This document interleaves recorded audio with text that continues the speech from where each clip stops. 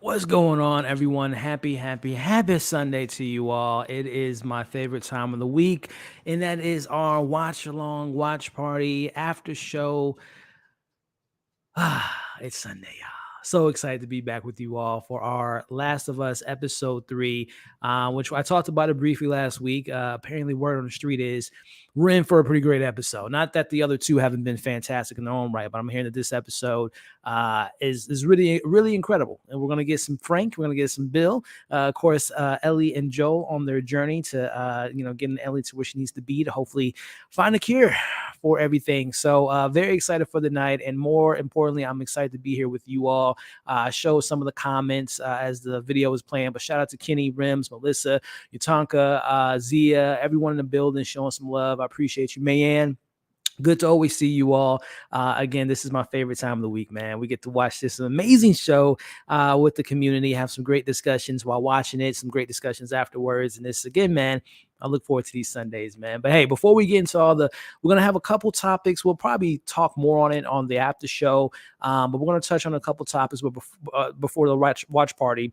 But before we get into all that fun stuff, make sure if you guys haven't already, hit the thumbs up. It means a lot, helps out the algorithm. We can get as many Last of Us fans in here to get things going. So I would appreciate to hit that thumbs up, and as well as share, man. If you all have social media platforms such as your Instagrams, your TikToks, your Twitter, and you want to get some of your family and friends to watch it with us, definitely share this. And we're live, baby. So go ahead and hit that the comment section. Let me know your thoughts in the comments as we get things going. So before we get into some topics, we got a super chat from the homie Tatted Cosmic, aka formerly known as Discuss Harley.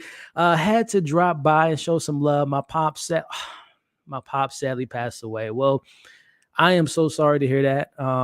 And I wish you and your family, thoughts and prayers to you. Appreciate you coming by, showing some love. Again, let's show, if you guys can, because I just love this community we've built here. And she's been a part of this community for a while. I had her on the channel not too long ago, and definitely will plan to have her back on. But if you guys can put a heart in the chat for the homie, for someone in part of this community, I really appreciate that. And again, I hope you're doing well. I hope you and your family doing well. Again, thoughts and prayers to you and your family and the friends. And man, I'm sorry to hear that. But like I said, if y'all can show her some love, just put a heart in the chat. I appreciate that. I'm sure she will as well. But again, I appreciate you. And again, hopefully in the future we can do some more talking about the movies and shows we love. And again, thoughts and prayers go out to you. So much love to you. Much love to you.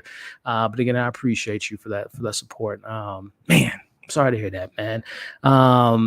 No easy transition from that, and actually kind of something I want to bring up to you all as well. Is we for any Last of Us fans, there was someone a part of this Last of Us community and Last of Us family, and I don't know if you guys heard this, and we'll get into your thoughts here. But I saw this earlier today on Naughty Dog as well as floating online. But Amy Wershing, who you guys may or may not know, voiced the character Tess in the series, and she's also did some other things with, I think she was on Star Trek and a couple other projects, but unfortunately she passed away today. I believe it was a 2-year battle with cancer that she had, and she unfortunately passed. And as you all can see on the screen now, there's if you go to Naughty Dog on Twitter, there's a GoFundMe account for her family, her children going through this tough time. So again, man, this is not a sad news. Obviously,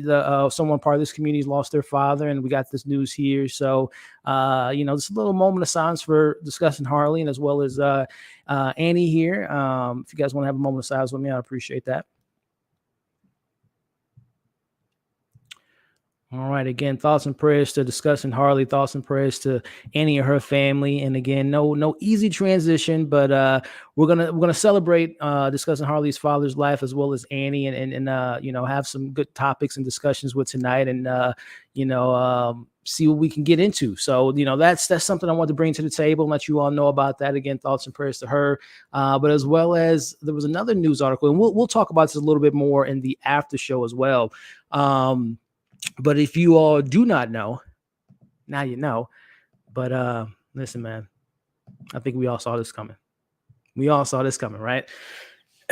Earlier this week, it was announced that The Last of Us has been renewed for season 2. That's right. Spoiler alert. I think we all we all kind of knew that, right? But it's good to see this news, knowing that we're going to be getting into a second season. And we'll talk about that, like I said, tonight. We'll get into this topic a little bit later. I have some thoughts on where things can go and things of that nature. But if you didn't know, now you know. Season 2 has been officially greenlit by HBO Max for The Last of Us season 2. So again, we'll touch on those topics a little bit more in depth on tonight's after show. But we are T minus 4 minutes away from tonight's third episode. And like I said, from people I know that have seen the third episode, that had the advanced screeners, they have been saying some pretty, been giving it some high praise. This episode that we're going to be seeing tonight, which I believe is titled Long Time. And from the trailer last week, we know we're going to be getting some incredible actors that's going to be appearing tonight, playing the characters of Bill and Frank.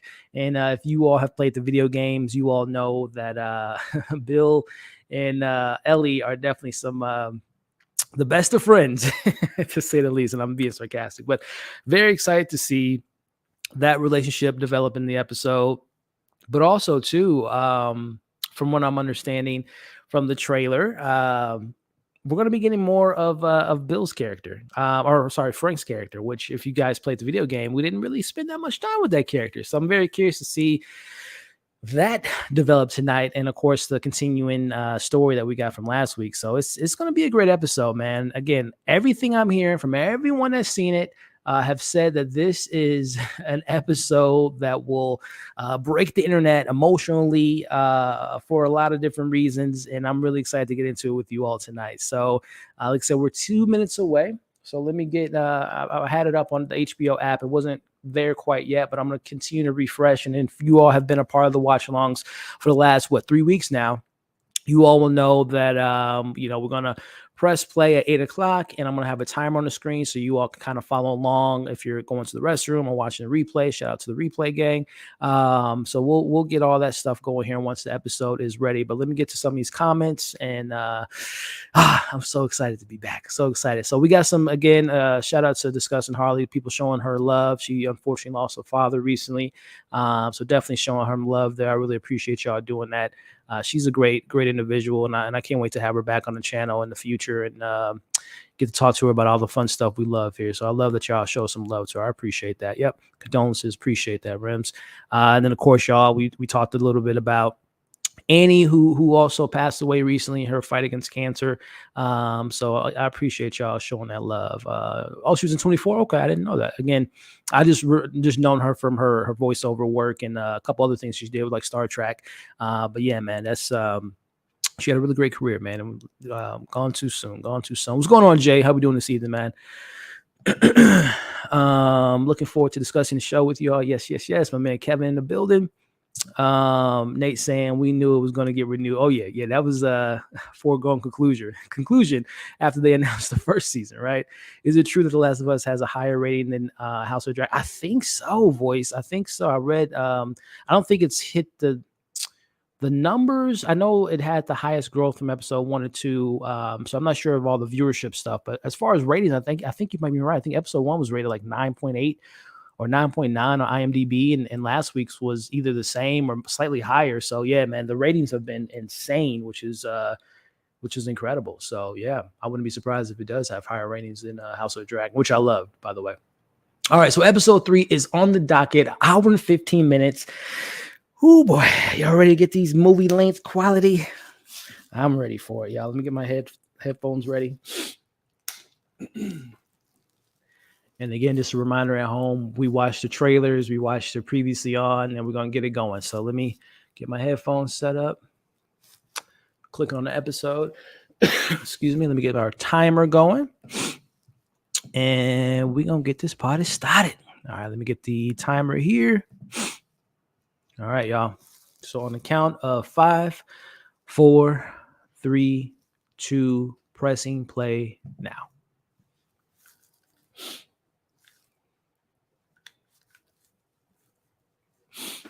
And again, we're watching the trailers. We're watching the previously on. Right now, they're showing the new trailer or the teaser for Succession Season 4, which I cannot wait for. If you guys don't know, we covered last season on the channel, and you best believe we'll be doing the same this year. So I'm very excited for the Emmy-winning Succession. Love that show. Again, just a reminder while we get the trailers going and previously on, if you guys can do your boy a favor, hit the thumbs up, share this stream, and leave your thoughts in the comments, y'all. I'll try to get to them as often as I can. And let me know if there's any Succession fans in the chat tonight. I love Succession. It's one of my favorite shows on TV, and I can't wait to see the Roy family, the kids, fend for themselves against their father. It's going to be a great season. Seeing Shiv and Kendall and Rome on their own against their dad. And of course, if you've seen season 3, Tom and Shiv's relationships on the line. I can't wait. Cannot wait. I love me some Succession, y'all. Season 4. What is it? March 26th, right? Yeah, March 26th. Yes, sir. Yes, sir. Silver with the super chat. I don't know if I missed it earlier, but thank you so much, Silver. I appreciate all the coverage. I appreciate all the love, support. Been there for a while. Was a servant. It's been here for a while. I appreciate you, Silver, and thank you for the love and support on the super chat there. Again, for those that are just tuning in, we just pressed play. We're watching we just saw Succession trailer. They're showing them previously on. So as you can see on the screen, this is where we are in the episode. If you guys want to sync up, or if you're waiting for us to, if you've already skipped all this stuff and waiting for the episode to get started, I'll let you know when this previously on ends, so you can be linked in with us. Yeah, what's up, Yutaka? Hopefully, we might have a guest tonight. And Yutaka, if he's able to, we'd love to have you on, my man. Yeah, love me Succession.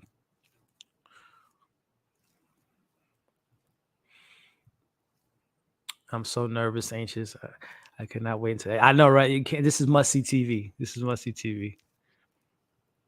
Love Succession. Yes, yes. All right, HBO. Oh, all right. Let's see if we get another flashback. Oh no. Oh man. So if y'all have been part of the watch alongs for the last 2 weeks, 3 weeks now, we've gotten those 2 cold opens that have been chilling, frightening information from 1968 with those scientists. And then last week was 2003 with the young woman, or the actress that played the specialist for the fungi.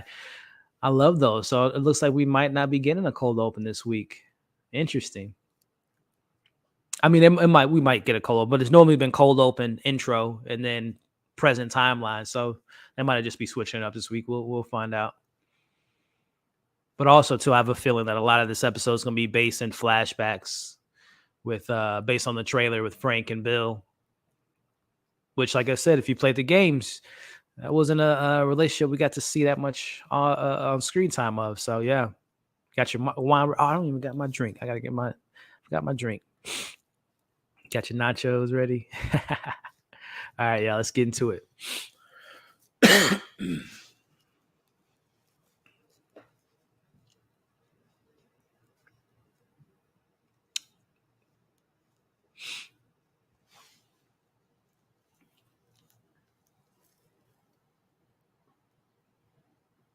Oh, that Joel having a kind of a funeral of sorts for Tess.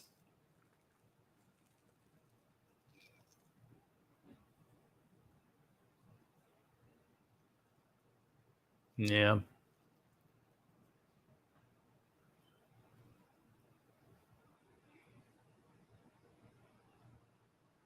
"10 miles west of Boston." Okay.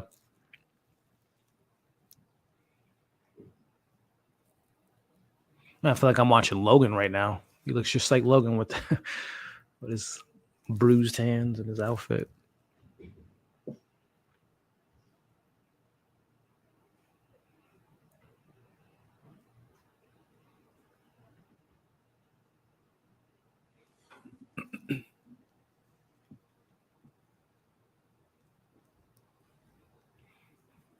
This is going to be so interesting to see this dynamic. He already didn't really like Elle as it is, and very few words for her. But now with Tess gone, I wonder how long he's going to give her the silent treatment.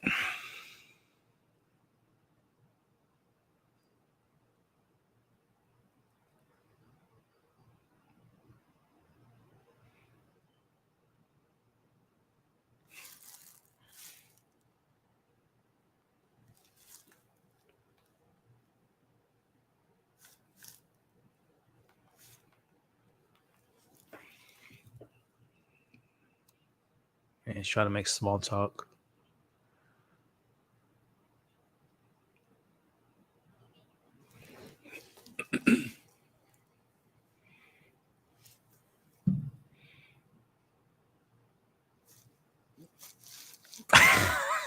Hey, see, speaking facts, y'all. I love the bluntness. It's true. It's true. The grown man. She's a grown man. They made a choice, and I think deep down he actually respects that. If I'm being honest with you, I think he appreciates that honesty. That sounds fun.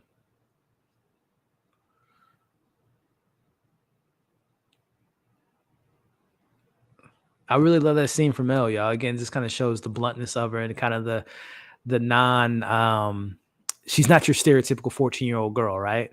So I love that moment, man.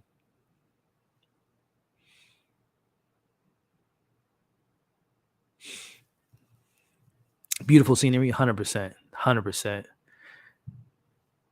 Stacking rocks in nature is problematic, y'all. Just a FYI. Didn't know that. Tell him, Mel. Very blunt.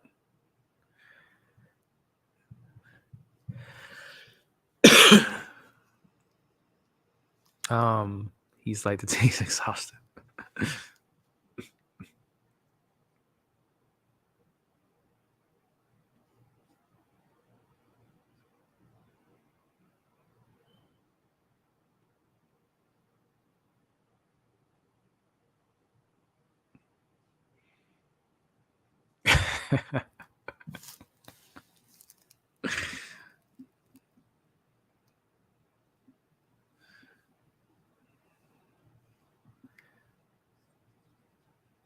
She want that peace. It's gonna be protected, man.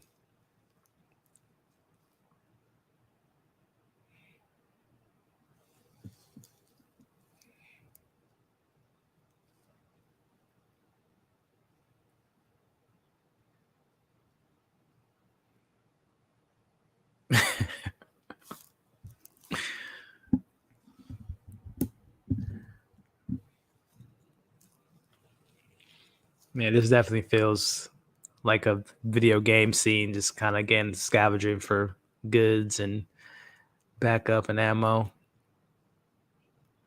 Mortal Kombat. Nice.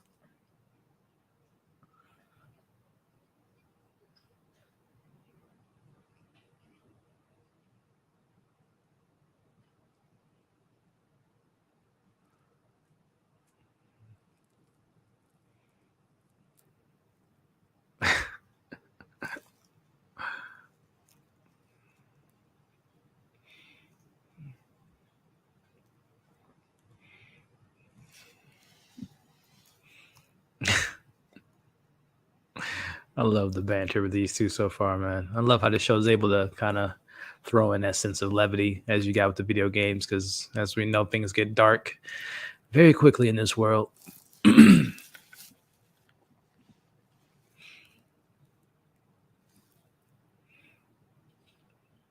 it's part of the games when you find like some extra ammo or an unlockable item.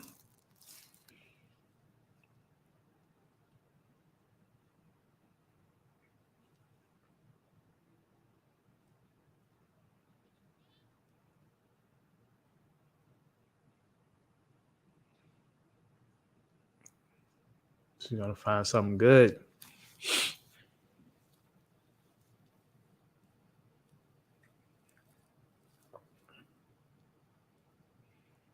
This girl got some cojones on her, man. Ain't no way I'm going to some crawl place, barely no damn light.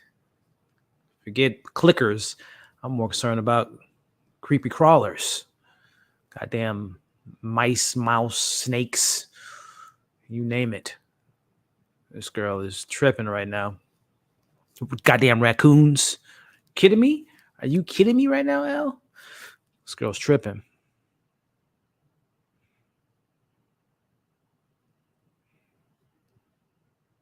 She being she not only being loud, she being too curious for me. Uh, my man Michael, everyone show my man Michael some love. If you guys haven't followed him already, uh, had the opportunity to talk to. Nice, nice, much needed. Had the chance to talk to him last week on his channel about last week's episode. He says she's only 14, never been outside the real world. Yeah. Uh oh, y'all. What the heck was that? Oh, damn.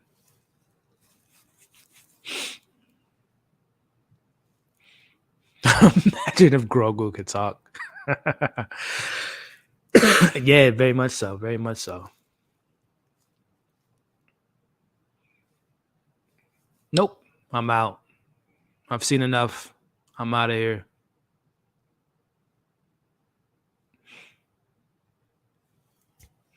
She did set up an exit though. She did make one good decision, but you wouldn't have to set it up. He wouldn't have been down now. And why does she have to get so close? Is my well, I know she's like I can't if I get bit, I'm gonna be all right.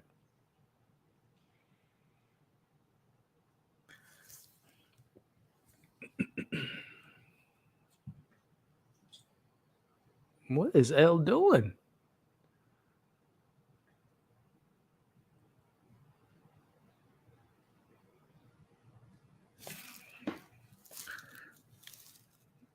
Okay, Elle, a little psychopath over here, experimenting with the dead.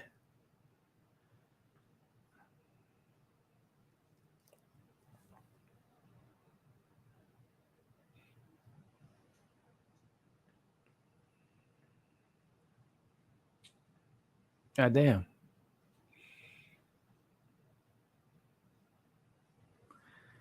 I mean, listen, Elle's a little funny, cute, annoying teen, but you play the games. This girl is a little ruthless, little killer on her hands, man.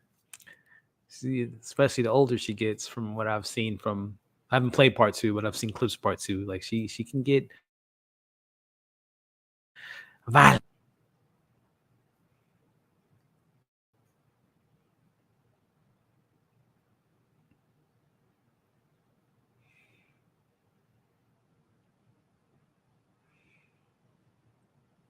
Let me know in the chat, man. What y'all think about that scene with Ellie? Is it just curiosity? Is it a little bit more than that? A little bit more of a darker side to her?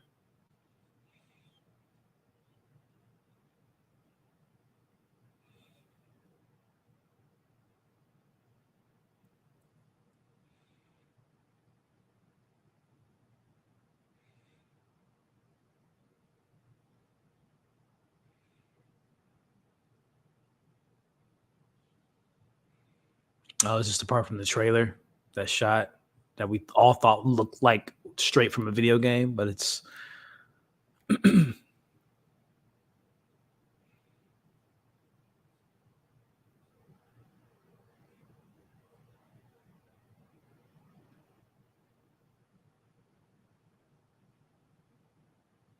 look at that shot. It looks so surreal to me, like a painting.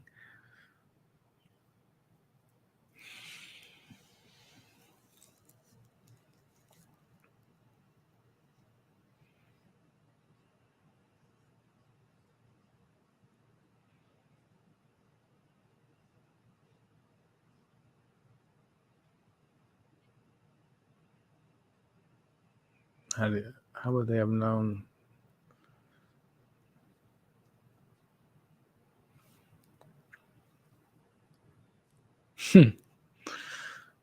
Little close to the vest there, right?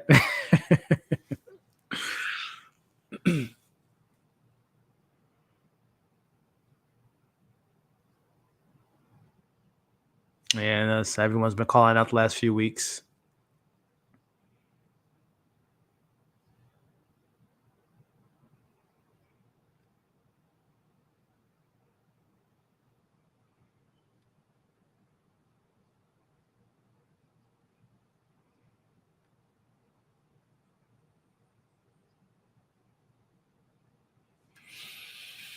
Yep.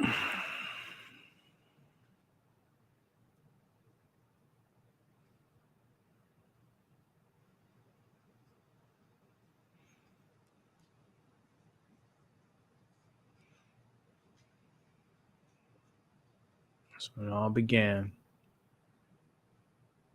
Jeez. It's crazy. 3 days.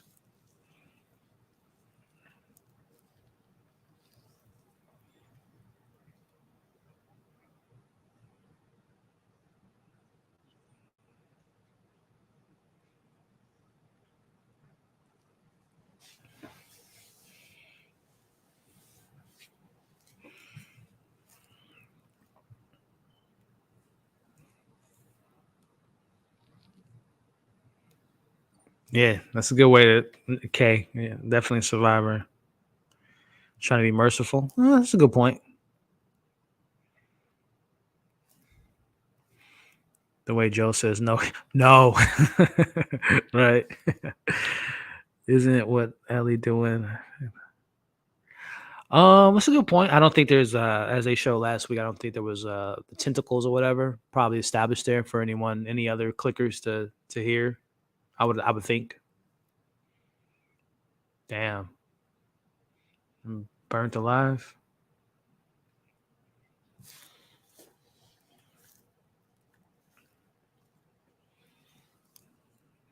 Start taking out people. Got the orders too. Yeah.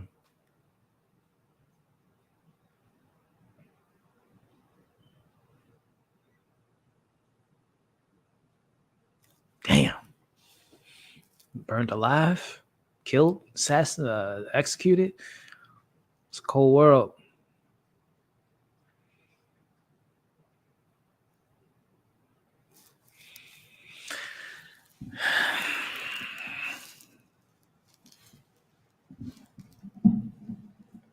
Hey, buddy, can you watch out? Be careful, though, please.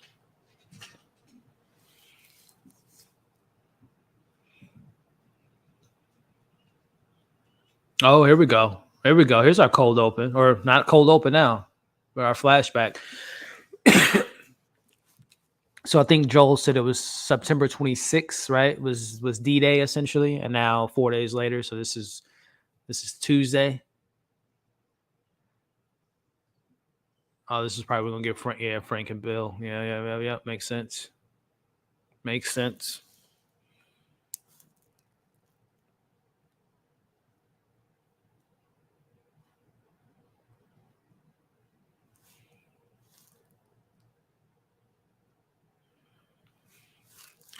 Ladies and gentlemen, meet Bill, Mr. Paranoia himself. Yeah, there you go. Yep. Appreciate it, Mike.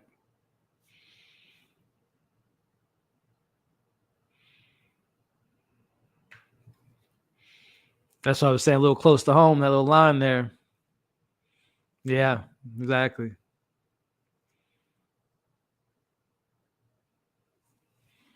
Yeah. Good thing he didn't eat those pancakes, right? Mandatory evacuation.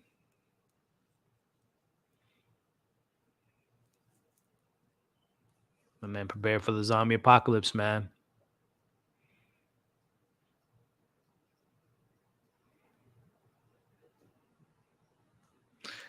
Yeah.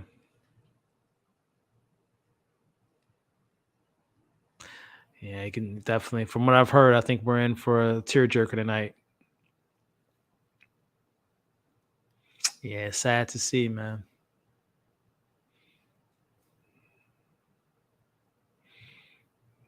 Parks and Rec. Yeah, that's Nick Offerman. I love Nick Offerman, man. He's such a fantastic actor. I love his stuff on TV. Well, obviously, films, but TV in particular, Parks and Rec. He was also on a show called Devs, which I thought he was fantastic in. He's just a great actor, like comedic genius to me. Like the way he is able to deliver sarcasm and satire is like perfect.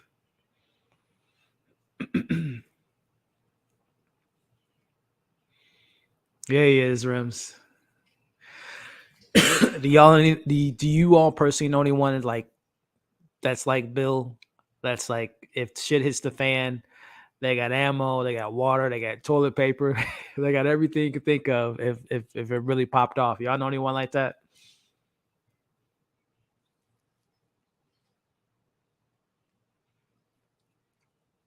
Ron Swanson. Yep.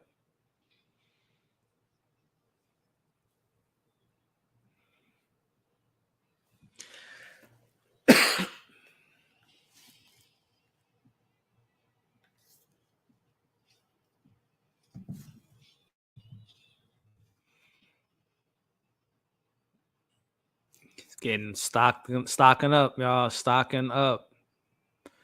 Getting some. Get the wine out. Gonna need it.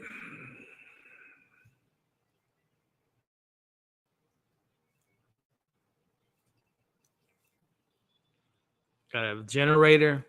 Jeez. Can never be too prepared.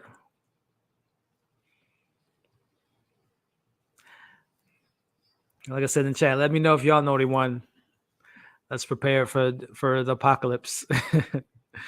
Mom, dad, brother, sister, niece, nephew, cousin, best friend.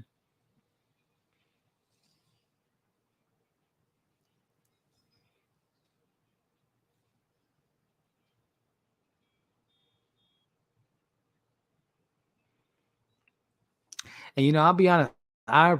Some people at home might think this is silly, waste of time, but I actually appreciate these little detailed nuances of just showing you someone's perspective through the situation, how they prepare for it, handle it. I actually appreciate these type of moments.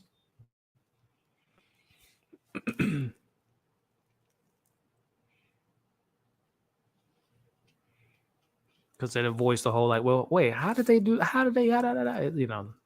Just oh my goodness, I look fire. This man living good, living good in the apocalypse.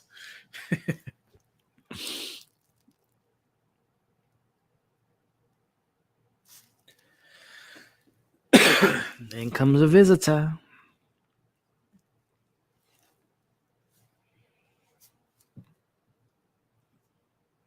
Got booby traps and all.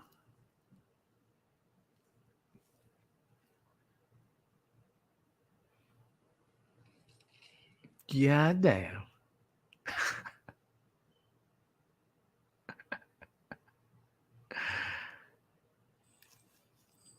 That's awesome. He's like, what was Woody Harrelson's character name in Zombieland? Twinkie or something? Not Twinkie. He liked Twinkies. I can't remember his name. 4 years later. Wow.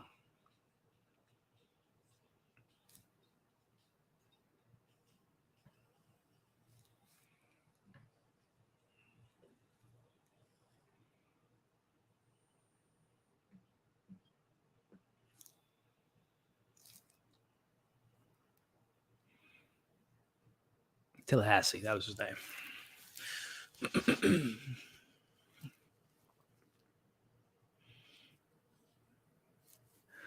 Man.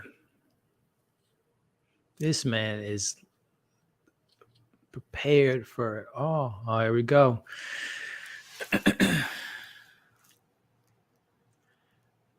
This is going to be great.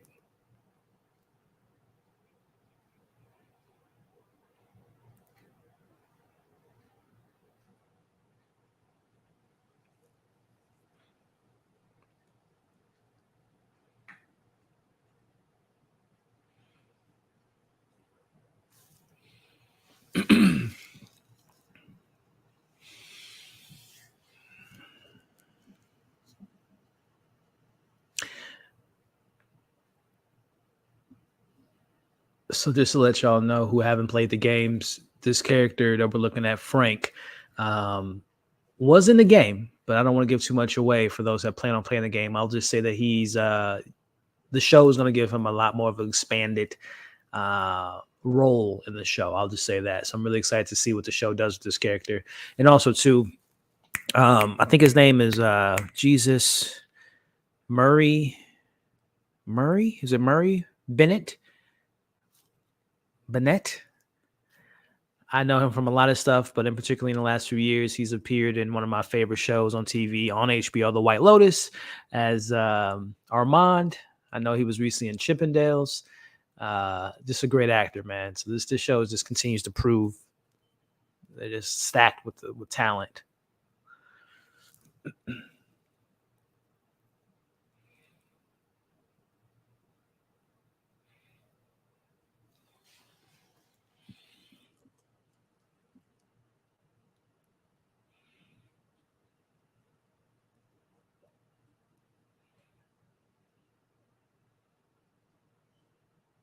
Ain't his problem.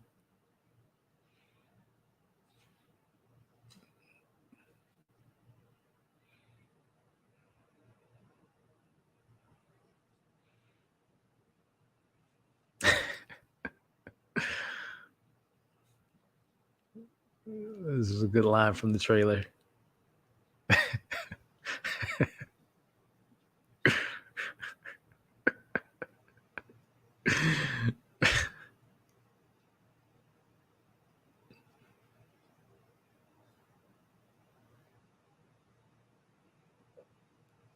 I mean, it's kind of a toss turn up there. If you let someone, that's a great shot. I mean, you let someone go, you risk the chance of them bringing more people. So, I mean, morally speaking, you would hope by doing good by someone, you would get good karma. But obviously, we know he's going to let him in. So, question in the chat: what would you all do in that situation? Would you allow someone to enter your sanctuary? Just take them for good faith, or would you be like, forget even saying Boston's that way? Pow, you're dead. Let me know. Let me know. Honestly, I'll be honest with y'all. I'm a good guy at heart. I think I would probably do the same thing as Bill. But at the same time, you know, you change when you go through an apocalypse. So who knows, that good guy that I claim to be still alive, still be with me during these times. If I would even survive, first off, might be giving myself a little too much credit there. But let me know in the chat. Would you all let Frank? Would you be letting him into entering your corridors? Be honest. Be honest, y'all. Be, Michael said. Mike say, depends on how cute they are. Mike, you funny, man. You funny. You funny. Let me know if y'all like Mike. Does it depend on the looks? Let me know. Let me know. Yeah, from the White Lotus. The guy that plays Frank is amazing. Yeah, I love him, man. He's such a great actor. Yep, there, Murray. Yeah. Yeah, Armand. Yeah, that is Armand. That is Armand. Yes, yes. Didn't recognize him. Yeah, that's him. You okay? So here we go. Here we go. These are the people. So I'll get to write down these names. So if we ever get in a zombie apocalypse, I will not come across their paths. I wouldn't let him stay neither. I don't trust Frank. Interesting. Keep it moving. Keep it moving, brother. I want to be human, but I can't trust anyone. I hear you. I hear y'all, man. I hear you. I hear you. I'll be afraid of Frank would kill me and try to take over my house. Valid points. Valid points. Man, he be getting dead. What is that? Yeah, but say that's like a high end. Nah, man, the presentation, everything. What did he make him?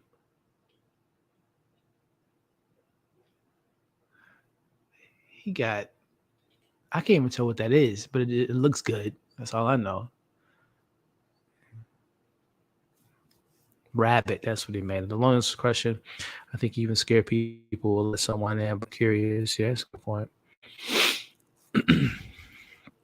Bill has also 4 years of him. Yeah, good point. Could trust anyone in apocalypse. Probably not. You can't trust anyone. Well, listen, I'm writing these names down, so just in case it pops off, I know not to come knocking on y'all door.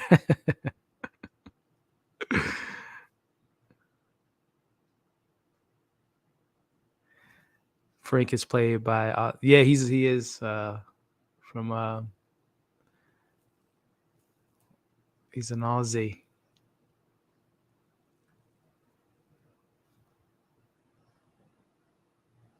Right? I mean, the man is a high end chef. My man, the Bear, they were proud of his cooking skills. By the way, any Bear fans out there? I love that show. Can't wait for season 2 on FX.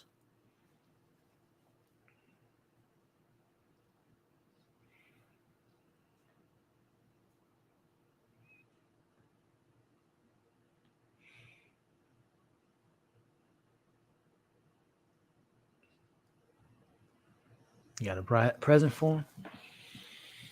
The piano. Yeah.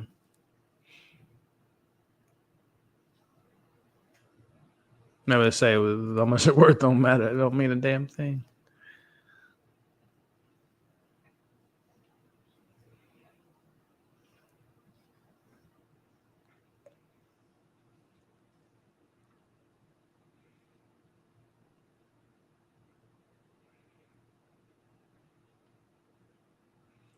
All right, Frank, you're moving around too swiftly for me, man. I know I just fed you and all. We made a little friendship and all, but you can't be just playing music in my damn house all willy nilly.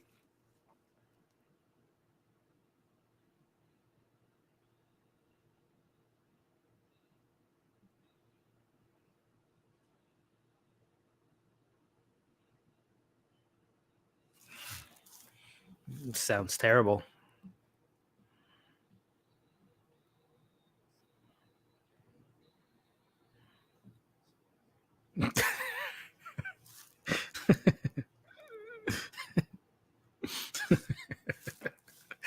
No, thank you. I don't know why that was so funny. No, thank you. I mean, clearly, at this point, he hasn't forced you out, so you can definitely tell Bill is warming up to Frank.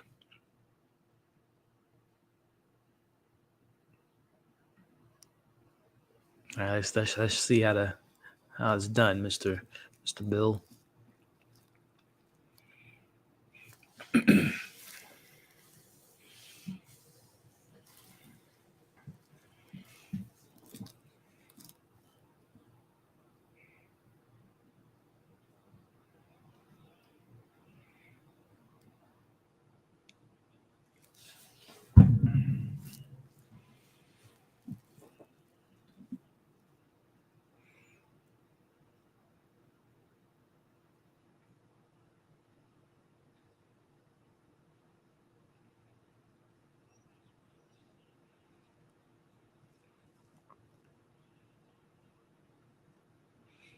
You getting emotion there, huh, Frank?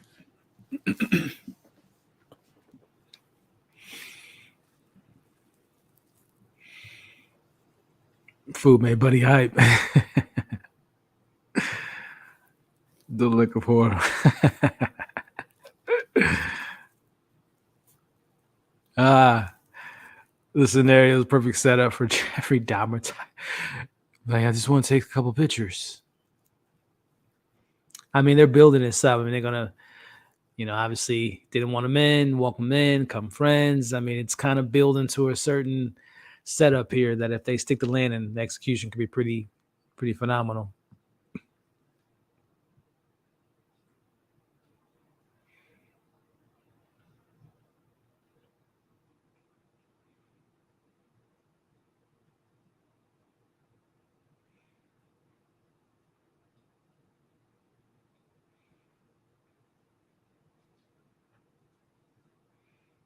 I'm just going straight in. All right. I mean, hey, listen, it's an apocalypse, no human interaction, dinner, little entertainment. Perfect, perfect night, perfect date.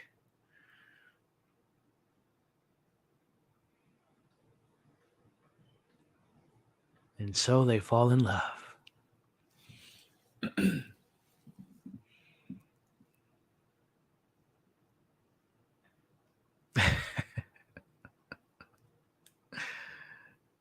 I don't think I've ever seen Nick Offerman be so vulnerable, man. Such a great actor. All right. You know who's going to be the dominant one in a relationship here?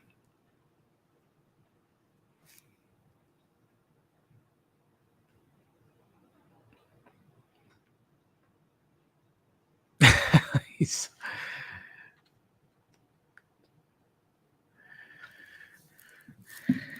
and so it begins, man. The love story that I'm sure may not have a happy ending in this world.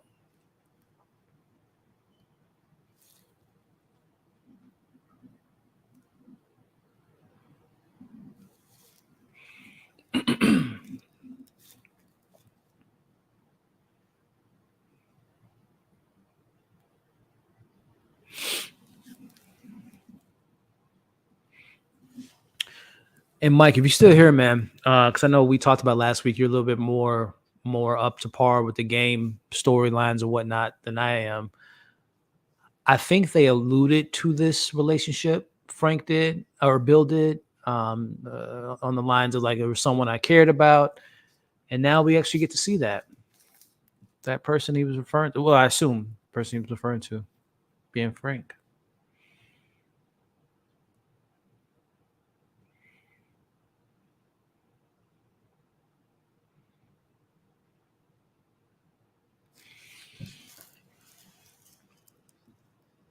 I feel like D'Angelo or something's gonna start playing in the background. I'm not a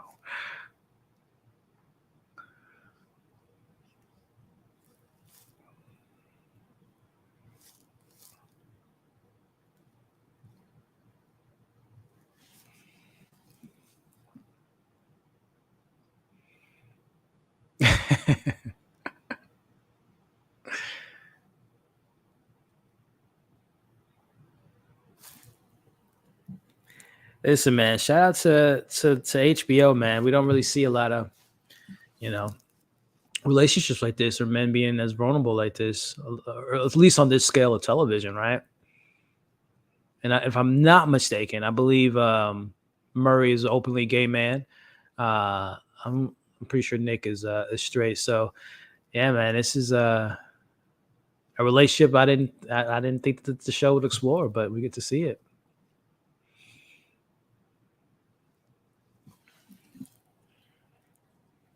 3 years later.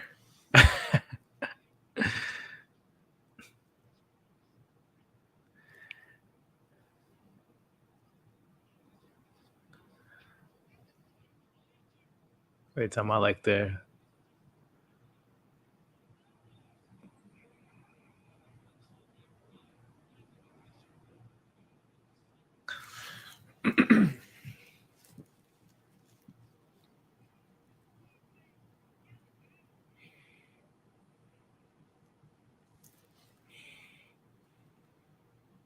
I guess he stayed. Yeah, 3 years later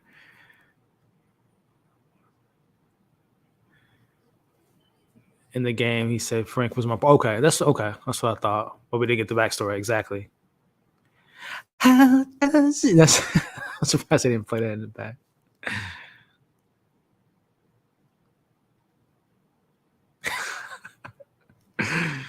Hey, 4 years of no intimacy.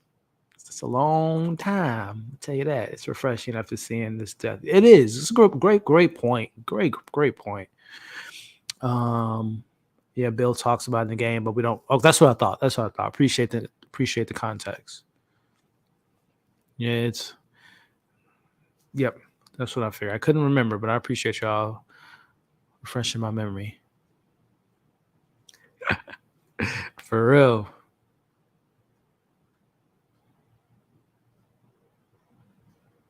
Tears of joy, yeah. And finding someone during the apocalypse has to be so gratifying. Someone you can trust, someone you can rely on.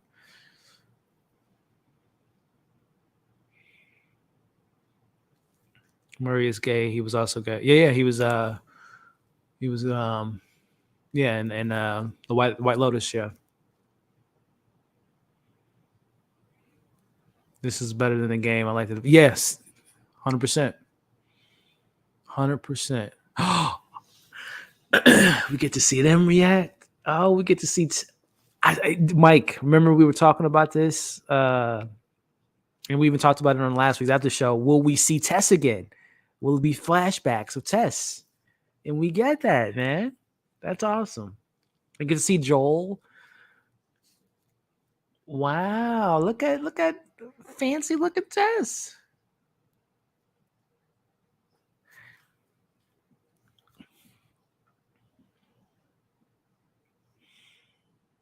This is this is great, man. I love this development, all this stuff we're getting here, these flashbacks.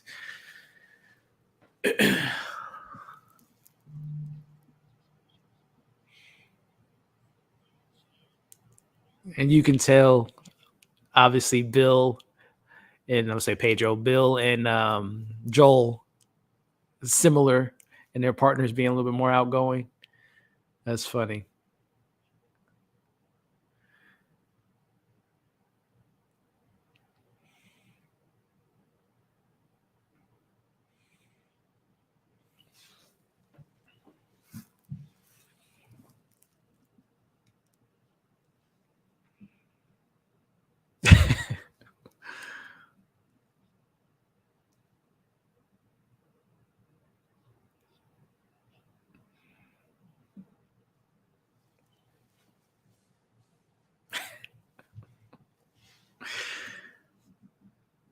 Pedro is just such a great actor to me, man. He can go from normal conversation, get that goddamn gun on him, like it's savage in like 2 seconds. I love it.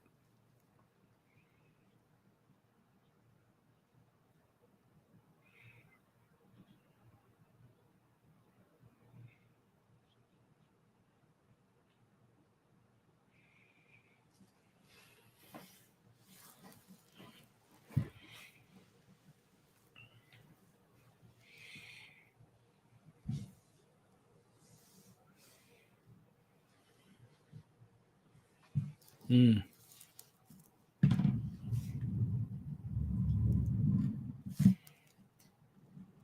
sounds like a good deal to me.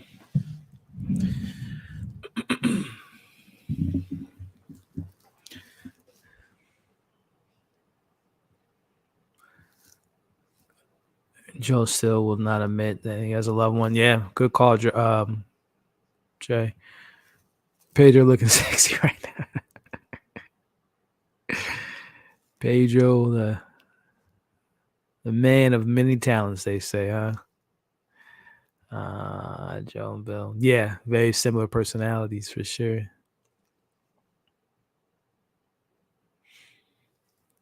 This was like Walking Dead did an amazing character intro on their past. Code. Yep. Hmm.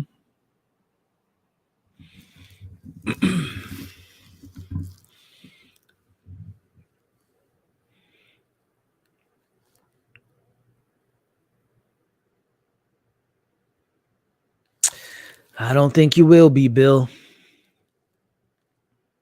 I don't think you will, my friend. Unfortunately.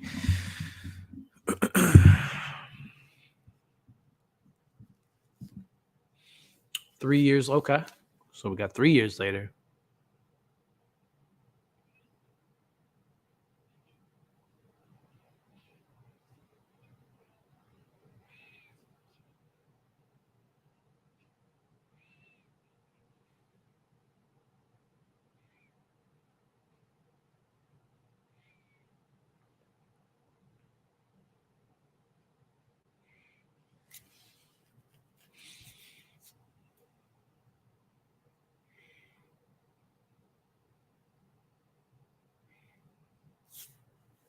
What did he make them? Or what did he find?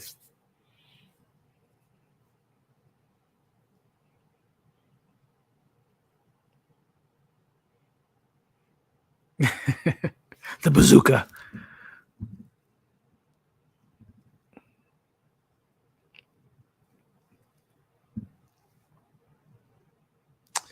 Strawberry. Listen, man.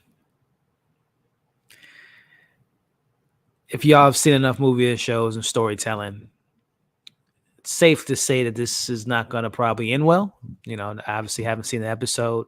Obviously, this is brand new information, story from the video game, so fresh eyes. But one would imagine that this relationship is not going to end well, for various reasons. Number one, they're in apocalypse. Number two, Joel just gave us pretty good foreshadowing what to expect with some unwanted guests. So I say all that to say this: where are the tissues? Okay, get the tissue boxes out. Um, just to let y'all know in advance, I was cutting onions earlier today for a salad I made. So if I my eyes get a little watery, you'll know why. So just to let you guys know that.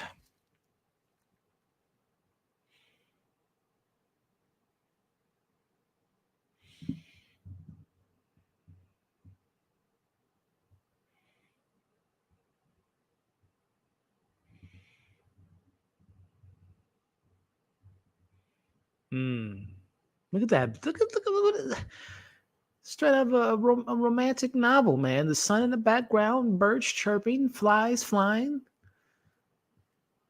Man, they're just gonna they're gonna rip it out. They're gonna rip our hearts out, man.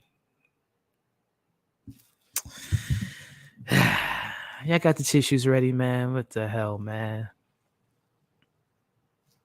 Here it comes. The calm before the storm, as they say.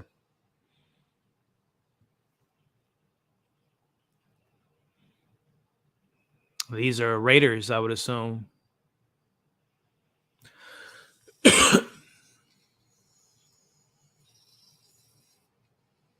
God damn.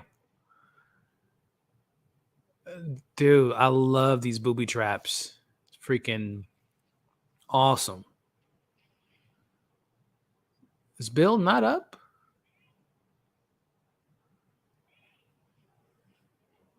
Where is he's probably already outside. Damn, Bill's Batman. Was he already outside?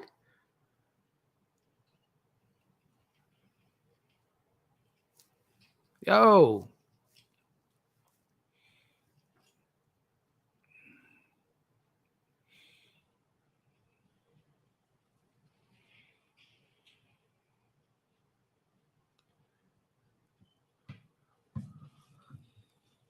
Dude, Bill is Batman. How is this fool already outside killing food? This is awesome.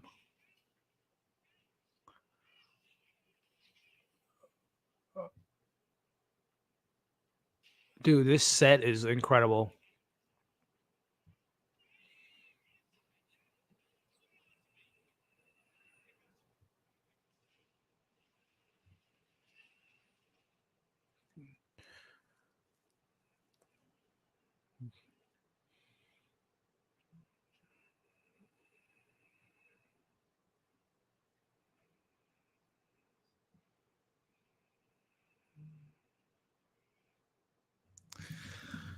Oh, man. Are they prepping us, man, for I think this was in the trailer. They're gonna say call Joel or something.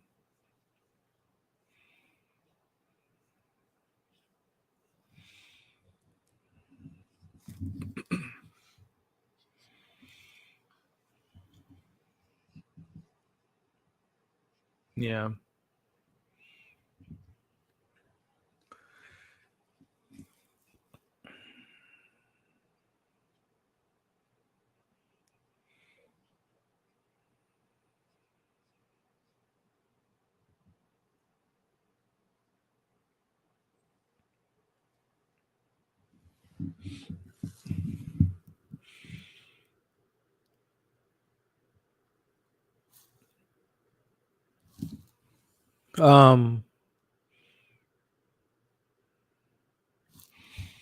What's going on? Okay, let's say because I don't want to say nothing right now. Wait to. Okay. If you all played the game, y'all might know what I was gonna. Nothing. I don't want to say nothing because I don't want to give. I don't know. 10 years later.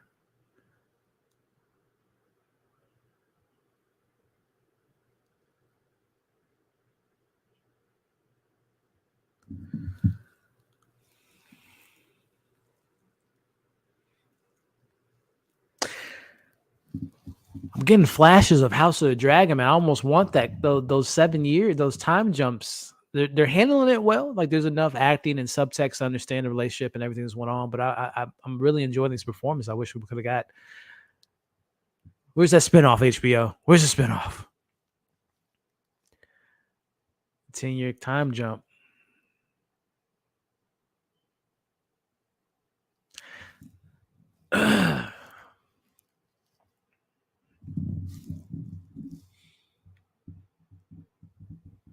This is lovely, man. This is love, man. I think Jay said it earlier, or someone else in the chat said it earlier, man. You know, we've seen so much loss so far. It's just a warm sight to see. Genuine love, especially in this apocalypse, man.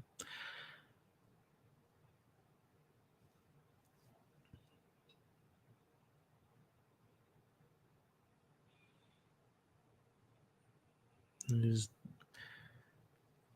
and again, I'll just wait to see how it plays out. But shout out to HBO for taking this, expanding this, man. This is really good stuff, man.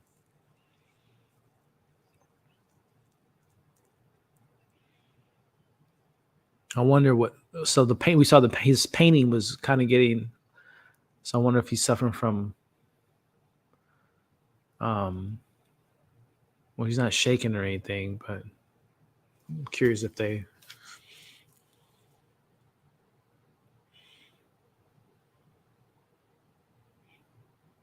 You would think that they Tess and Joel provided them with medicine and stuff throughout the years as Frank got sicker.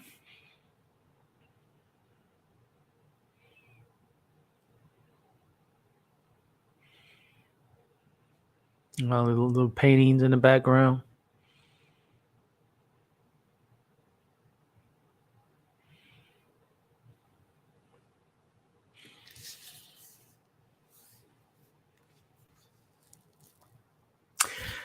I don't know, is it the music that's getting me right now with the scene and everything? But yeah, man.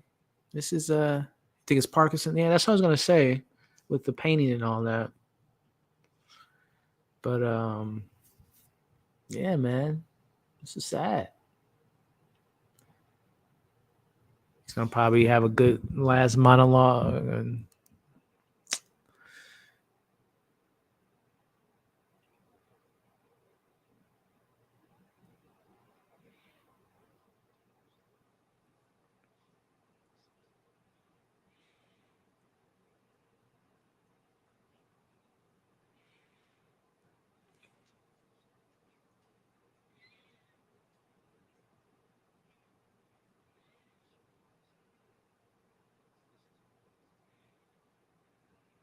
hmm.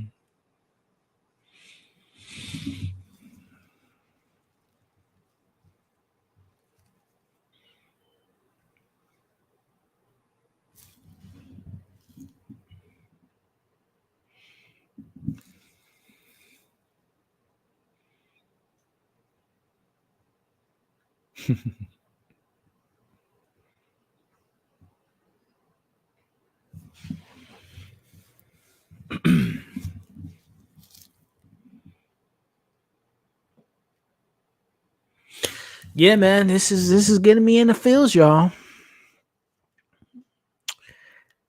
Again, those goddamn onions. They were red onions. They were very potent and strong, man. It was hours ago, but I still can sense it in the air. You know what I'm saying? Damn onions, man. Yeah. Yeah. Nate, man, this is beautiful storytelling, y'all. Damn, yeah, it's hour and 15, George.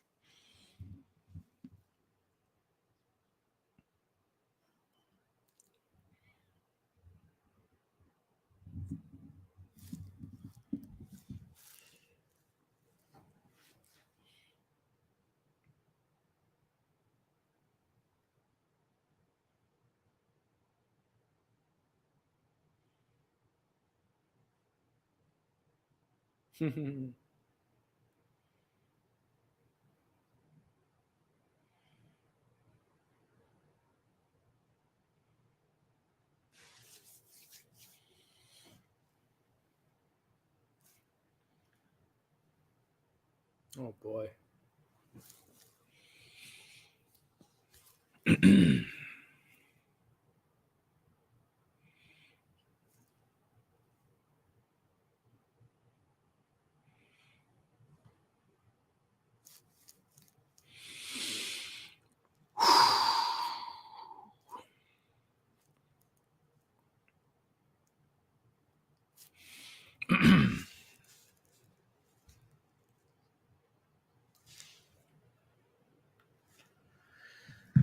Y'all good out there? Y'all doing all right? All right.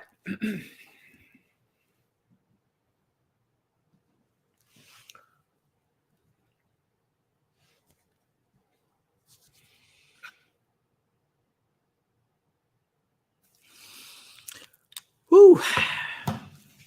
Man.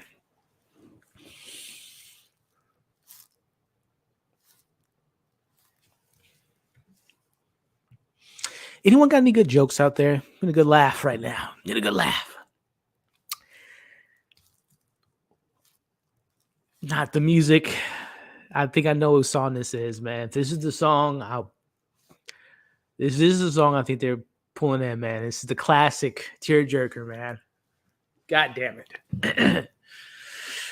Jesus. Let me talk to y'all, man. Let me see what y'all on right now. How we doing out there? I knew they were playing it. I knew they were gonna play this damn song. This is what's the name of it? It's like Nature or something. There's a movie that implements this song beautifully called Arrival. Denis Villeneuve with Amy Adams and Jeremy Renner, and they play this song at the beginning of the movie with Amy's daughter. It gets me every time. It gets me every time, and it's getting me right now.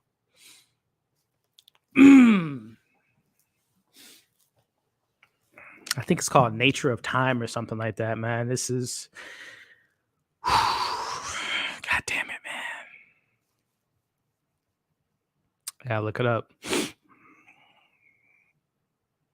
The Nature of the Daylight is the name of it. Oh, man.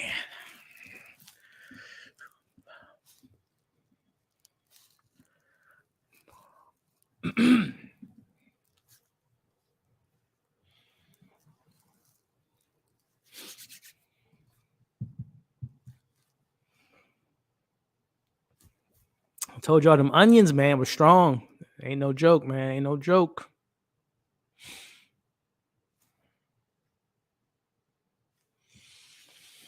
Yeah, man. Grown man cry, man. Hey, human, man. It's the dinner he first made him, man. That was the first dinner he made him, y'all. And the opposite of when he was sitting on the end of the table, not trusting him to the love of his life, man.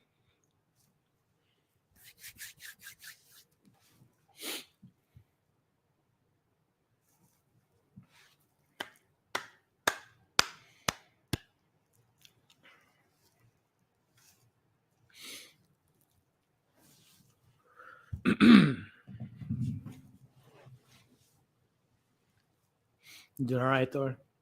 You all right, bro? My dog just been sitting here licking his hands like a little weirdo, like you always do. Get some water, dude. I can't be the only one out there getting emotional right now. Where we at? Who else is getting a little emotional right now? Zia? Ah, Mike, come on, man. Knock knock. Who's there? Frank, who? Frank. Them damn onions, man. Them damn onions. He died on his terms. No, beautiful. Yep. That's probably not even the worst stuff. He's gonna probably give him his little speech. They about to say their goodbyes. I know, man. They still out, man. You know, onions be, lingering around the house, bro. You know how they be. The acting is fantastic, Nate, for sure, man. Damn, bro. Well done. I agree. Zia, you got a little. All right. Zia with me. Who else with me, man? Who got emotional? Love, loss is always terrible. Yeah, man. Get the onions out. Bill was able to fulfill Bill's wish or Frank's wishes, especially when they cut short. I'm ready. Face is wet. Yeah, man. I'm over here getting all emotional and shit. All right. I'm not alone. All right. Appreciate y'all, man. Appreciate y'all, bro. By the way, man, you know what make me cry? If y'all didn't hit that thumbs up. Hit that thumbs up if you haven't already, man. Do your boy a favor.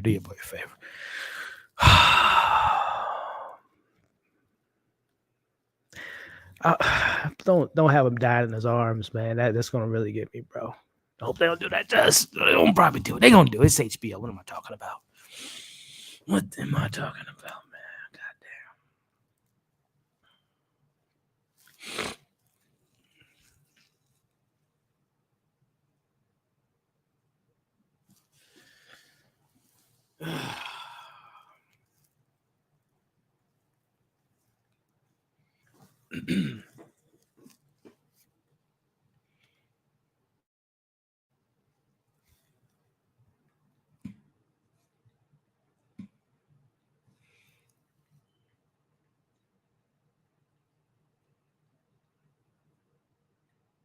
What? He took it too?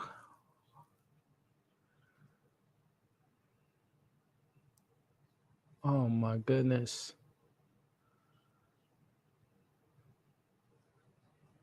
Is the stream still on? 'Cause my internet looked like it cut out for a second. Why are they doing this to us, man?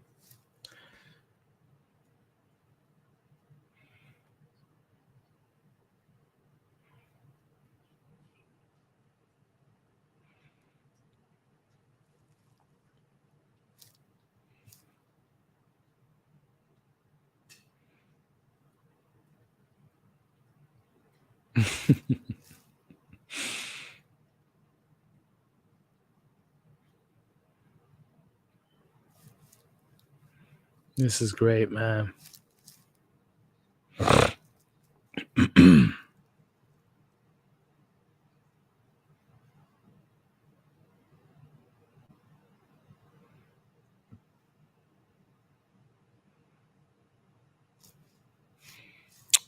Well, this is new.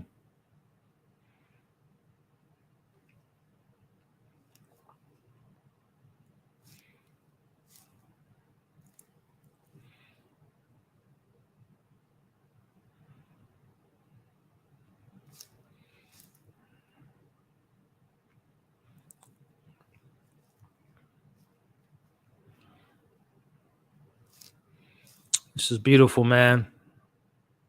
This is beautiful art right here. Beautiful storytelling.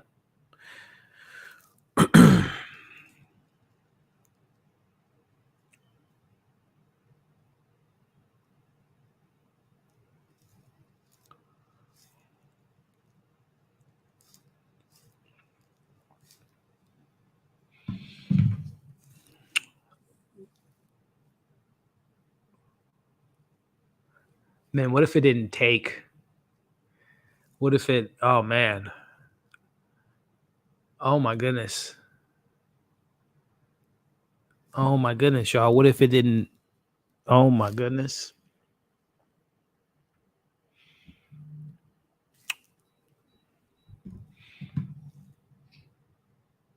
Well, shout out to the Chiefs, any football fans out there. Chiefs and Eagles, Super Bowl.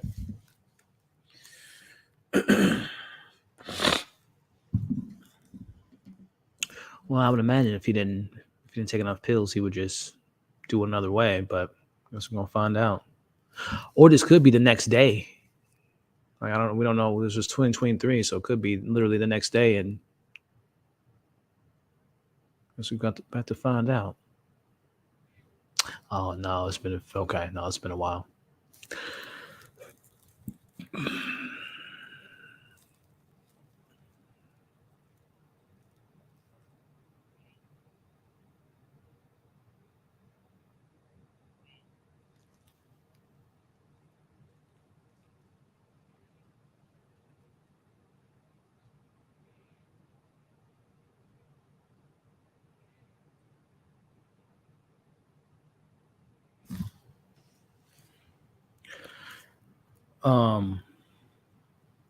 I'm like so curious to know what's about to happen right now, bro.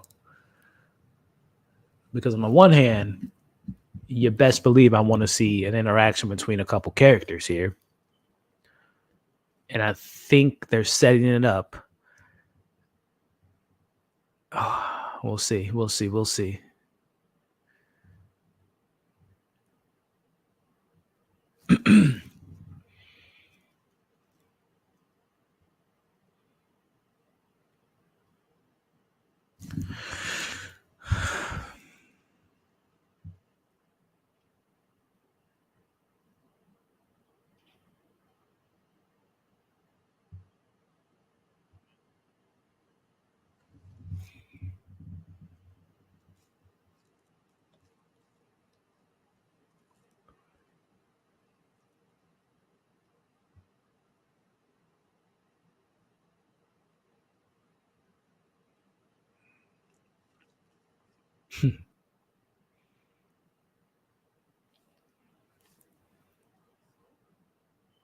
all the equipment probably, right?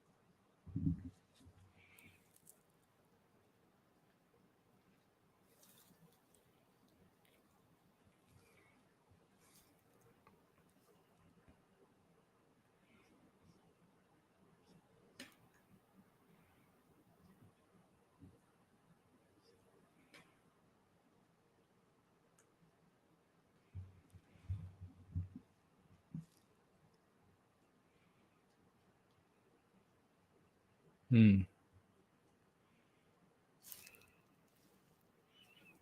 Right, right. Tess. Keep Tess safe. Yeah.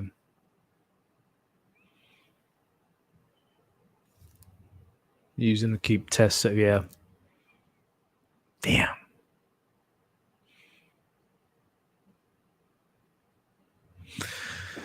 Oh, man.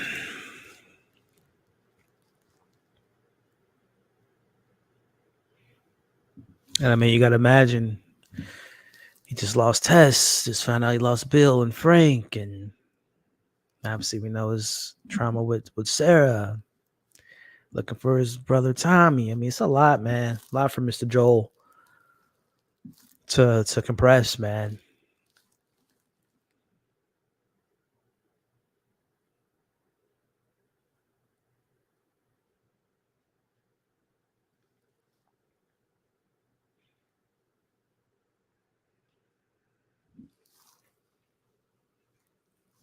And they don't get a truck, the truck and the weapons, man. That's a blessing in this circumstance like no other, man. It got the engine that he need, the car battery is looking for. Got the car. Forget the battery. Got the whole damn car, truck, and weapons.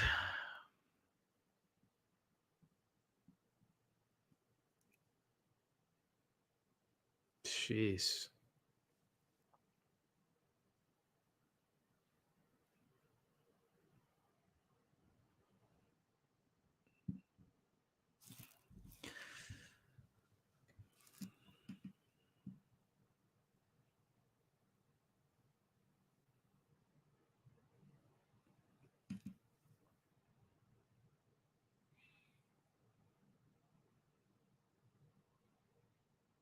Yeah.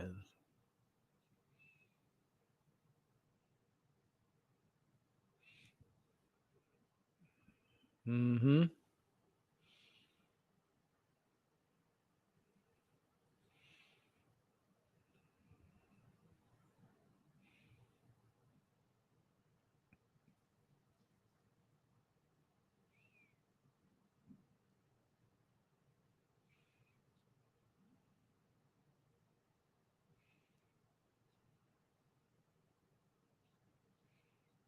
Mm.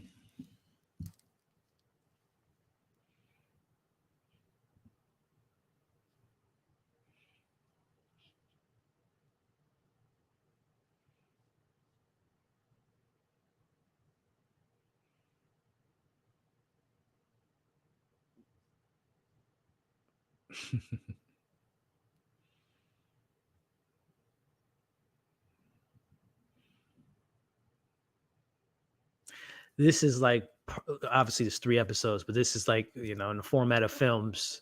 This is a fantastic first act of the film to set up the next second half of the film, which is y- clickers, raiders, just oh man, this is a fantastic. What do we got? A couple minutes left. This is a fantastic first half to set up this stuff. This is great.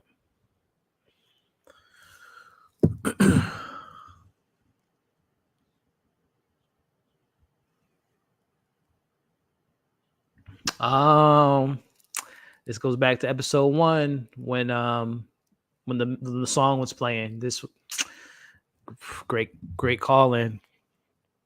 If y'all remember in episode 1 how it ended on that song playing, and then we know that was a symbol for something bad happening, and now we know who sent that signal out. And it was Bill.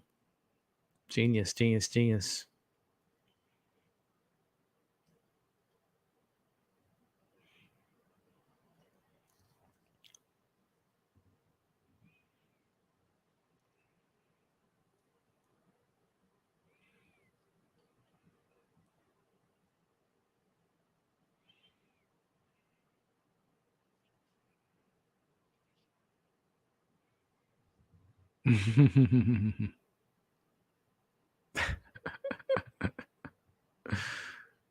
Uh-oh, uh-oh. Y'all see what she got on?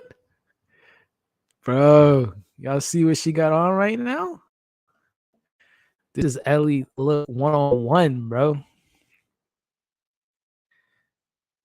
This is that pure Ellie Last of Us look, bro. Hold on.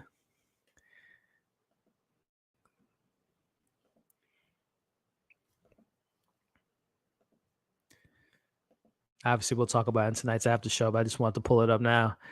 She's literally wearing the Ellie outfit.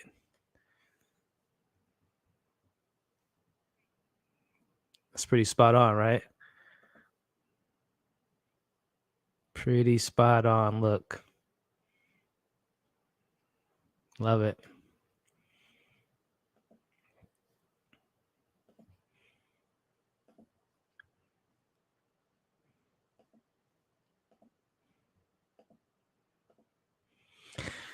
All right, episode should be wrapping up in a few seconds. Time to go on this journey.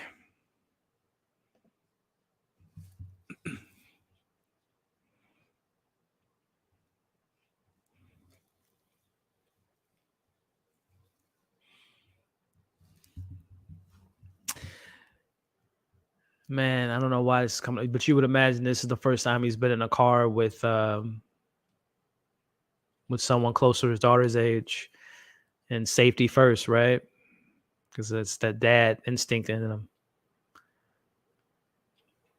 And by the way, I did catch. I know I was looking up the picture, but I see that she took a gun. Ellie did, and we would imagine it's going to come in handy on this road to Wyoming.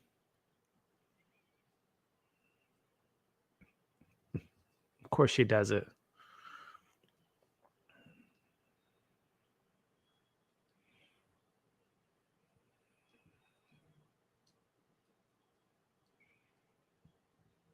I mean, low key, I probably would have stayed for a couple of days, kind of recharge.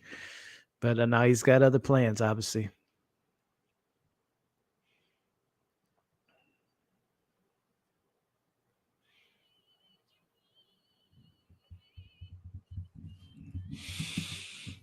Bravo. Bravo.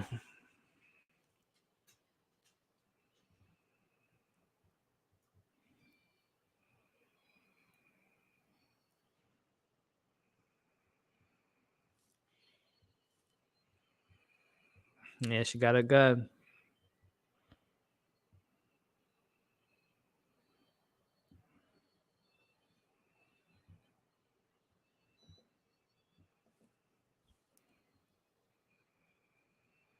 Right? I would have stayed a couple of days.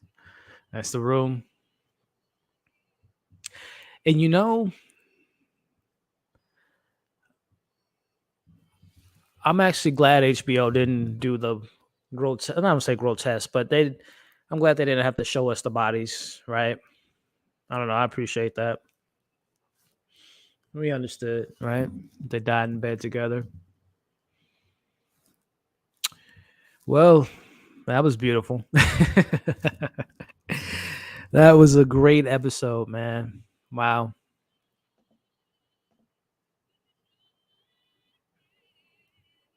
That was a great episode.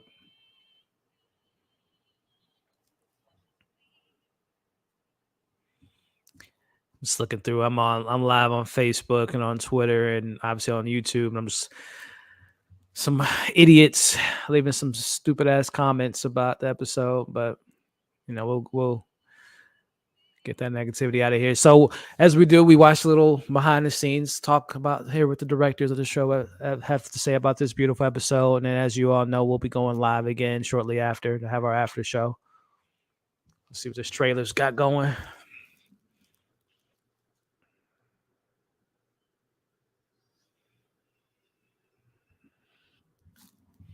It's about to get dicey.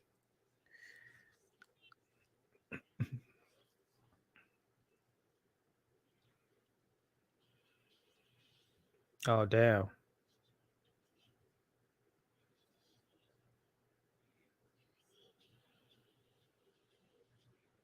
Oh yeah. Oh yeah. It's going down. It's going down. All right, let's watch this little behind the scenes after show talking about the beautiful performances.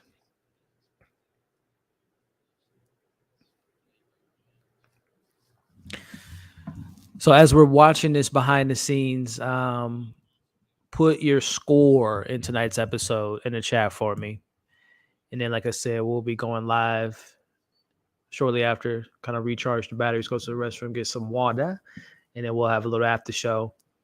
Hey, Yatanka, let me know if you're free, man, to join. If your invite's still open, and if anyone wants to join us tonight for the live discussion for our after show, shoot me a DM via Instagram or Twitter, and I'll send you the link if you want to join the live discussion.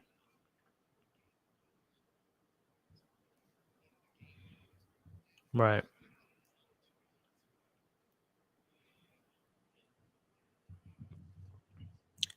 Yeah, they definitely, as they're, if you guys are watching the after show with me, they're just discussing how they changed the story from the game to the show, because obviously, as they just said in the game, Frank was dead, but obviously in the show we get the backstory, which makes me wonder what other kind of major enhancements they'll make continuing this series.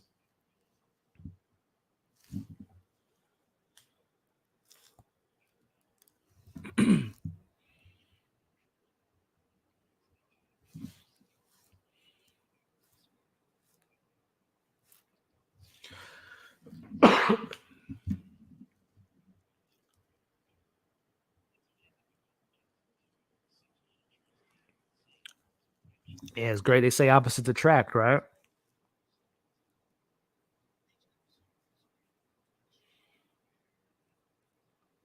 Mm,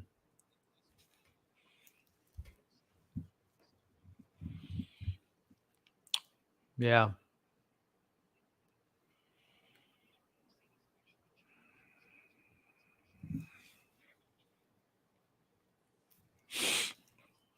All right, let me see y'all scores. And like I said, we'll be going live tonight with a little after show, discussing the show a little bit more in depth. Um, um, wow, nice episode. I agree. Zia, give it a 10. That was an amazing episode. Show, okay. Show me the gruesome. um, Sweet episode, beautiful episode. That was beautiful. Yeah. Excuse me. Great stream. Looking forward to discussion. Yes, we will be going. Thank you, Silver. We will be going live after they wrap this up, and then we're gonna take a little quick bathroom break, and then we'll come on the other side. We got 10. We got 9.5. We got another 10. Some tens in the chat. 10. Kevin gave it a 7. Silver gave it a 9.5. We got Shelter gave it a 7. Rims gave it an 8. All right, awesome. Well, I'll see that link here in a little bit. Excited to have you on, man. Excited to chat it up with you. Oh, where's the beard? Right, Nick Hoffman with no beard is just a strange look. 10 out of 10. Awesome. Well, listen, y'all.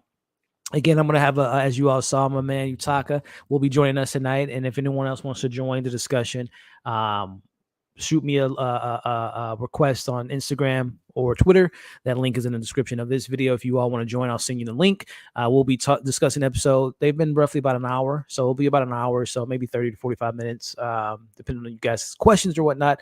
We will be going live to have our after show of this fantastic episode of television.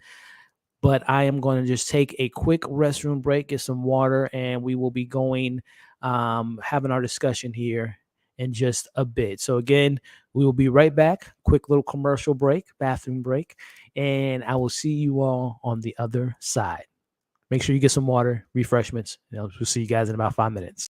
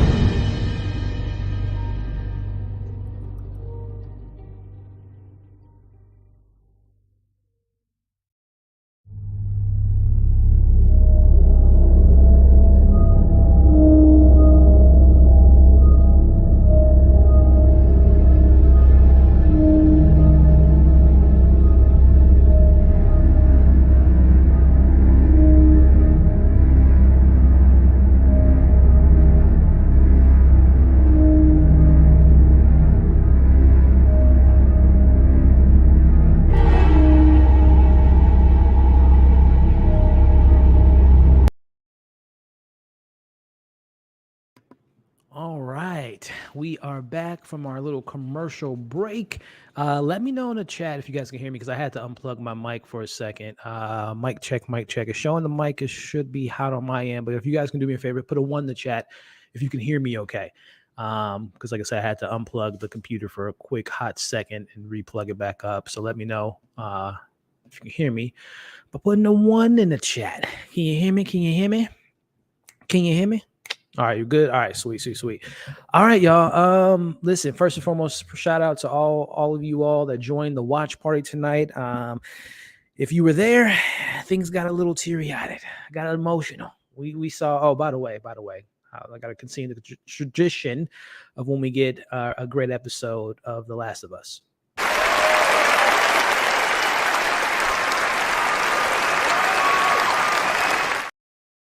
Yeah, it was one of those tonight, ladies and gentlemen.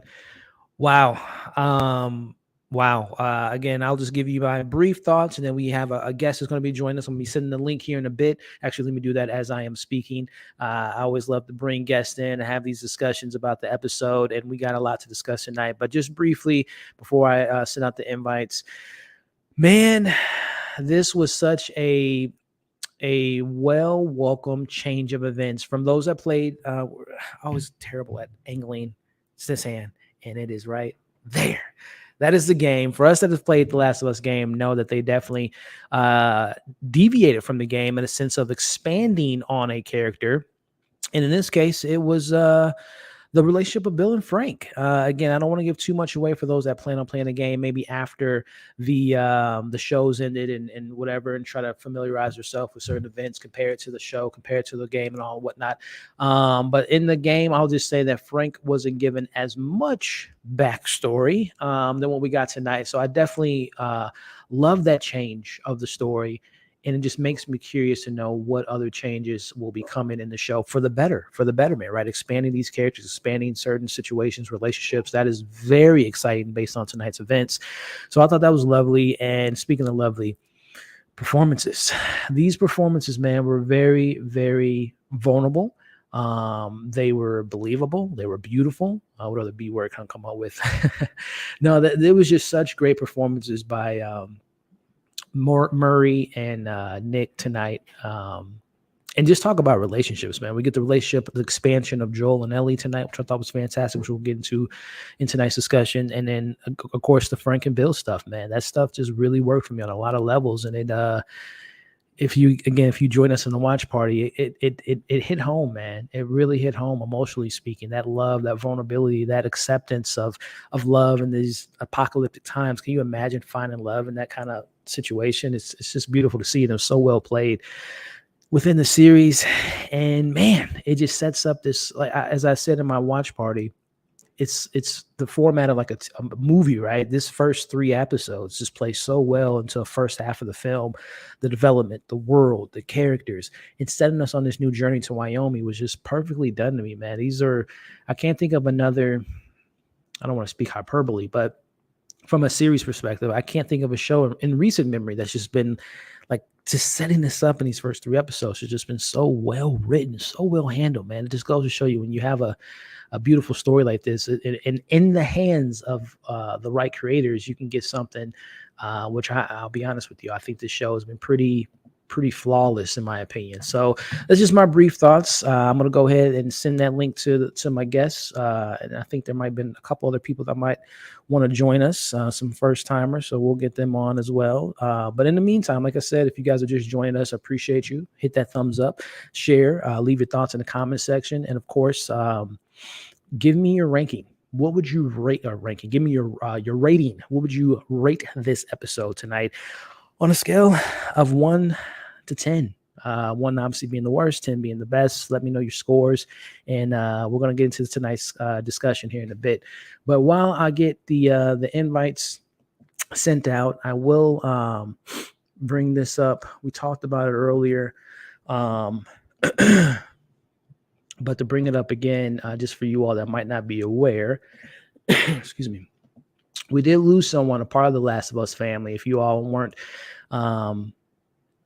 didn't know this, but Annie here, as you all can see on the screen here, she voiced the character Tess in the video game, and she's also had a beautiful career with other projects, Star Trek. Someone mentioned earlier she was on 24 and a couple other different projects, but unfortunately, she passed away. Due to a loss of to cancer. And as you all can see on the screen now, this is on Twitter. There is a GoFundMe account to her family. I believe she had some kids, and obviously when someone passes away, it's not only incredibly sad and just a range of emotions, but it can be a very expensive endeavor, especially when someone's dealing with cancer and chemo and all that different stuff can be very expensive. So there is a GoFundMe account on the pages you all can see now, but I just wanted to bring this up because again, she voiced a great character in Tess, and I've seen various different clips throughout the day of, I think they had they showed like either it was an audition process or it was something like on stage where it showed the actors playing the characters, playing it out, and it's just she was perfect for the character. So again, rest in peace to Annie, and thoughts and prayers go out to her family. But again, if you guys want to support the family financially speaking, there is a GoFundMe account on Naughty Dog's Twitter account that you guys can check out.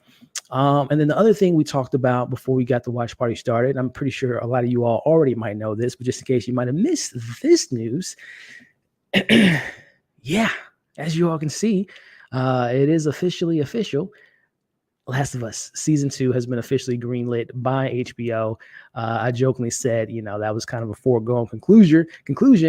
We all kind of knew that, but it's always great to kind of get that official green light. Unlike Netflix, it takes like 3 weeks to announce that Wednesday's coming back, or they cancel shows like left and right. But we're talking about HBO tonight, so great news. Very excited to see what they do with season 2, and what changes may happen. Again, I haven't played the season or Last of Us 2, but I'm very familiar with some of the main plots.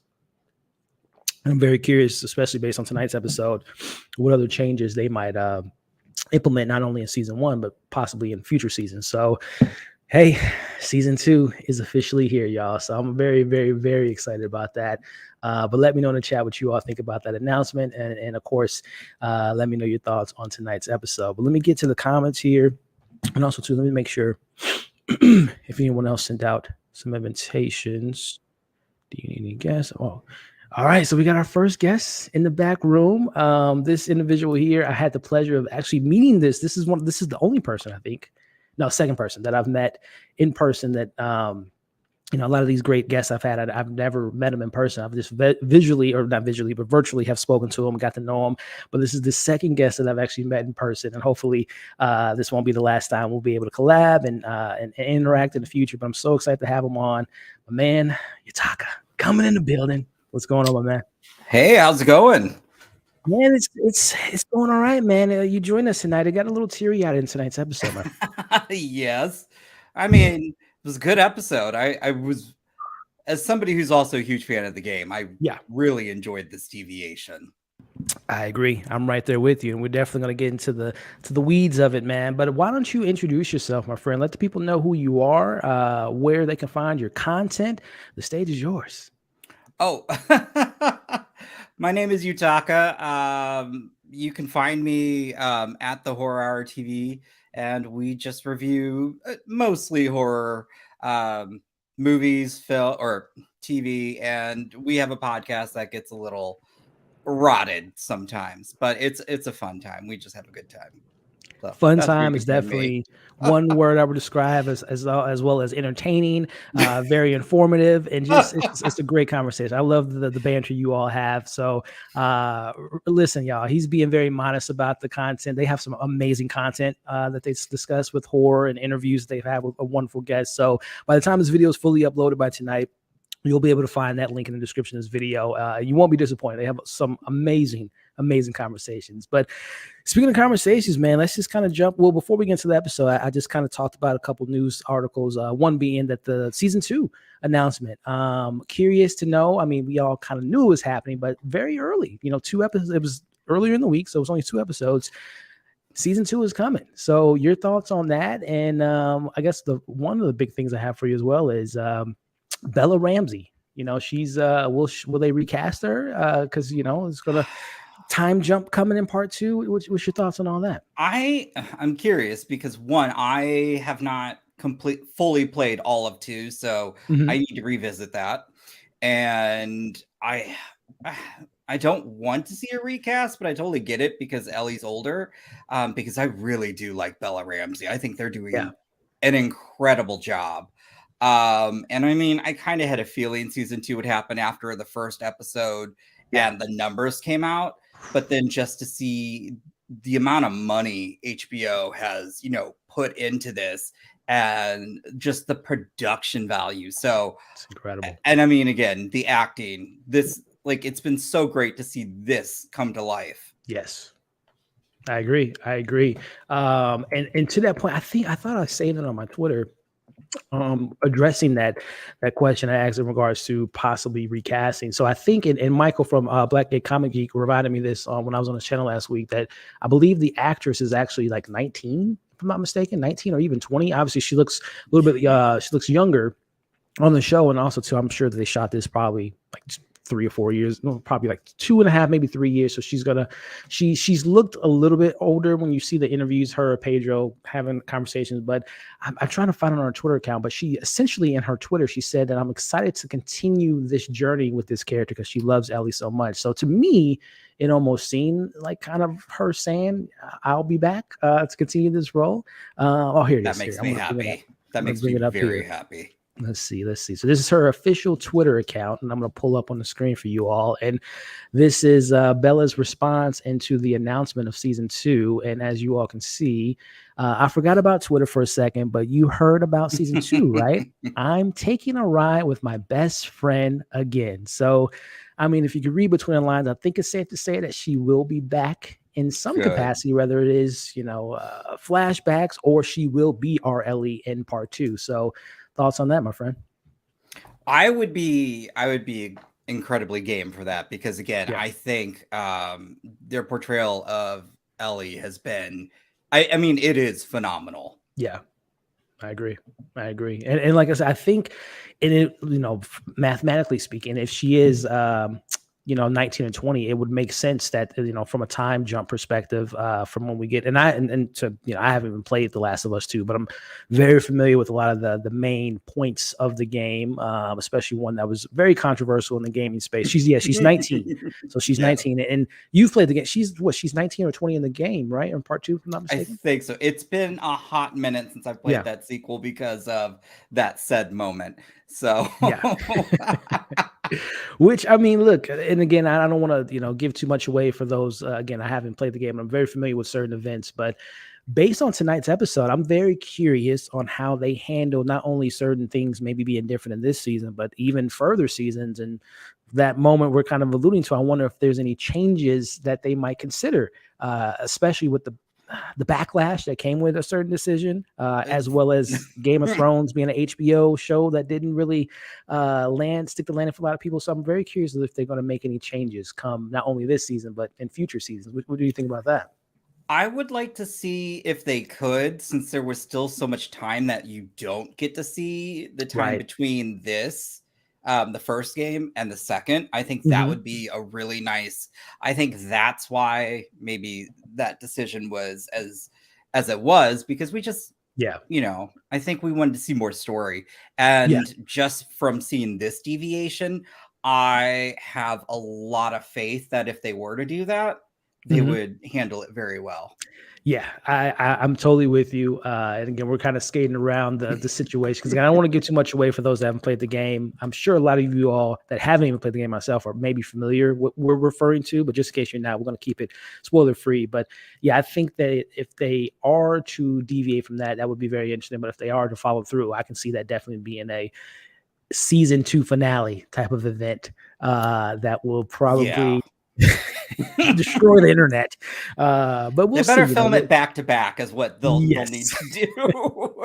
100% agree with you, man. 100% agree with you. But again, that's who knows, man. That might be in production in a couple years, which that gives even Bella even more time to kind of maybe Mhm. age up into the role or whatnot. So that's in the future, Utaka, but we're in the present, my man. And we got an episode tonight titled Long, Long Time. And I kind of gave my little thoughts at the beginning and obviously through the watch along, but just going back to just your I think this is the second, third time, because I know you saw the episode Well, this might be in the advance. fourth time I've Fourth, seen this episode. you torture yourself 4 times, my friend, with all the It's so greatness. good. Yeah, yeah, I anytime there's a deviation, you always get nervous, but yeah, this was such it was so bittersweet because I felt the ending for Frank was bleak, and also for Bill because you just never got to see that relationship really evolve or right. what it really meant to Bill. You could Hmm. tell it meant something, but to see this was just, I mean, they handled it very well. And I mean, even the humor too, because they did get Bill's humor. That Yes. Oh my gosh, when he's like friends, or like when he did that, I was like, yeah, that's Bill. Yep. 100%, man. It's Nick is I'm a big fan of Nick Offerman, Same. Parks and Rec. I mean, the list goes on and on and on. Perfect casting. The show has been spot on from a lot of perspectives, but I thought the polar opposites attract, they say, and the opposite between Bill and Frank was so beautifully played in this episode. And Murray, man, again, my first time being exposed to him was in the White Lotus season one, I'm sorry. And I've seen other projects since then. And man, just the performances, man, just really kind of hit on another level. And I'm very curious to see just the general perception after tonight, just seeing what a lot of people thought. But I loved it, man. And like I said, got emotional, man. It got me in the feels.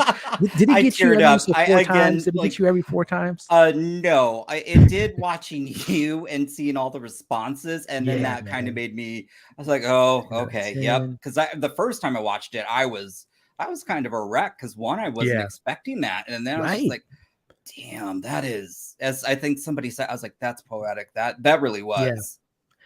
I mean, it was a point in the episode tonight, which was we'll get into. I thought they want to maybe even do even more of a diversion from the game. I thought they were going to kill Bill for a second and kind of play it a little bit differently, and maybe Frank was going to be the connection between Joel and all the equipment. But obviously they changed that as well. But we'll get into that here in a second. But just starting the episode off, man, with the kind of the burial, the bye to Tess, man. What do you think about the opening scene of, again, Joel just lost? Obviously, we know Sarah lost, the normalcy of everyday life, and now losing someone close to him, and obviously he'll lose someone else a little bit later. But how do you think about this ending and or this beginning, kind of setting the tone?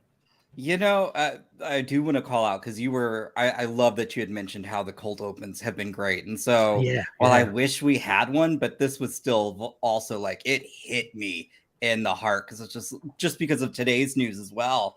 And yeah, I was just like, damn, that yeah. that took a whole nother level. But I really did appreciate this scene. Yeah, same here, man. And I even mentioned it too. It kind of gave me a little bit of just the look of the woods and the backdrop of the wild, very much a Logan vibe, Yeah. especially with the Logan. Well, I don't want to give that in a way, but yeah, it definitely gave me those vibes. But it just sets the tone, man. This world is bleak. It's death around every corner, and it's so hard to, as this episode showed, to fall in love, right? You can imagine Hmm. your heart is probably so separated from just having someone attached, as we see Joel being so distant from Ellie because he just doesn't want to get hurt again, and have someone to lean on in that way emotionally. So it's just such a cold world. And man, I knew what was kind of coming in the episode, but it still just plays so beautifully. But I think again, this beginning here just kind of shows you it's hard to love in this world. You talk, it is so hard, man. And It's an unforgiving world yeah, that, I mean, The Last of Us is not something that has anything that is I would say heartwarming, but yeah. this was definitely, something of that, even though I know some would like a different ending per se, but this was just, it was a very heartwarming episode. But yeah, Yeah. I mean, this game is definitely, it's trauma. I mean, Oh, left or right. And they have the quieter moments. There's a particular scene involving an animal that I hope to see soon. But they have these moments, but then they hit you. They know how to make you happy and make you sad all at once. But speaking of making you happy and sad, man, again, I think Bella Ramsey's playing this Ellie character to the perfect T. What did you think about this bluntness from her when she says, when she's talking about, listen, man, you're an adult. rest in peace to Tess, but she was adult. You guys made the decision to get your, your little battery in your car. No one forced you to do that, to force your hand to the situation. What did you think about that bluntness? Was it a little bit too forward of Ellie, or just kind of what Joel needed to hear at that moment? I think it's a little, well, I think it's perfectly Ellie because that's why I love Ellie in the Yeah. game. It's just because there is no skirting around the bush. Like Ellie will tell you how it is, and just and also I think in the beginning too, Ellie was also very closed off. So Ellie didn't Yeah. care what she said. And Right. so that's why I really like that. And I appreciated this scene a lot. I chuckled. I mean, it's still terrible, but I did chuckle. Same here. Again, it's because it's just so funny seeing this little girl, this little 14-year-old, speaking to. We've seen Joel just be kind of a savage at this point, but she still has the courage to say what she said there. And I think, and I said it in the watch long, I think Joel actually kind of maybe appreciates that bluntness and that kind of Hmm. honesty that he's providing her with, just to kind of let him know that she just isn't a pushover or just someone that's just going to be. Emotionally wrecked with these certain situations. So I think there's a lot going on in this scene. But again, like you mentioned, I just love Ellie. And this is just like G is saying there, this is perfect. This is who Ellie is. So I definitely agree with this moment here. And just their chemistry is just so perfect so far. It is. But speaking of perfect, man, I think someone had mentioned it when we were kind of watching the episode, and you talked about it earlier, the production value, and especially being from from the video game Gosh. perspective, these scenic sights, being in the forest, the trees, the backdrops.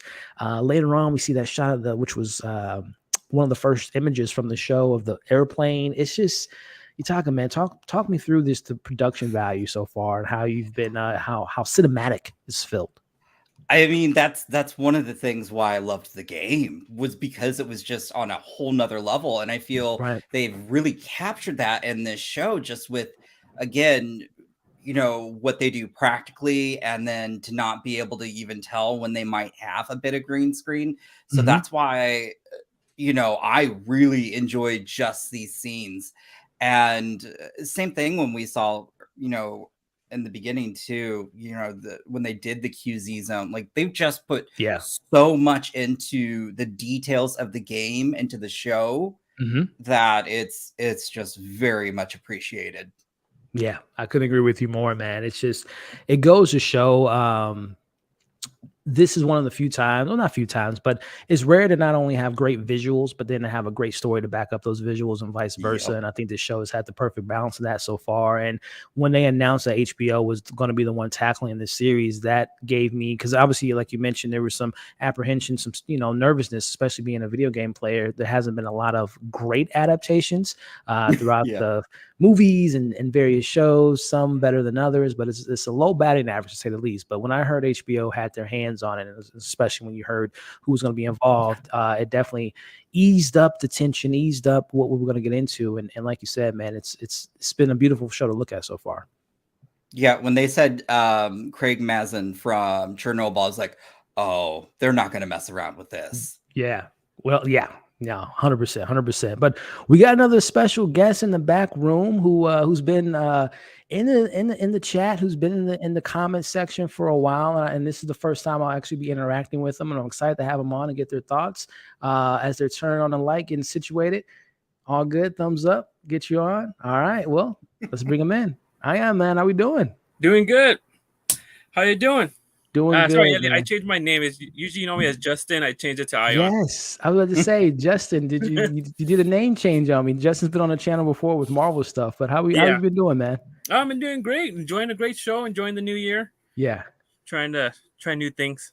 that's awesome, man. Well, Justin, man, I think I speak for myself, Yutaka, and then we got another special guest in the back room. Did you get emotional tonight, Justin? I just need to know, man. Did the tissues Yeah, come out tonight? it hit hard, Yeah, especially in this type of world. Like beginning to end, I loved it. Like, there's just some scenes that just hit close to home, 100%, and man. I was crying.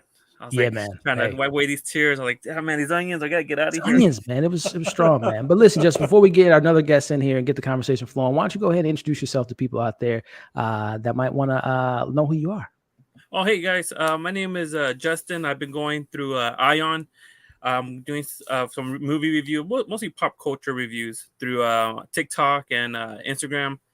I love watching anything that really gets me interested. I usually do more comic book stuff. I love great shows. I like watching HBO, Netflix, really just all general.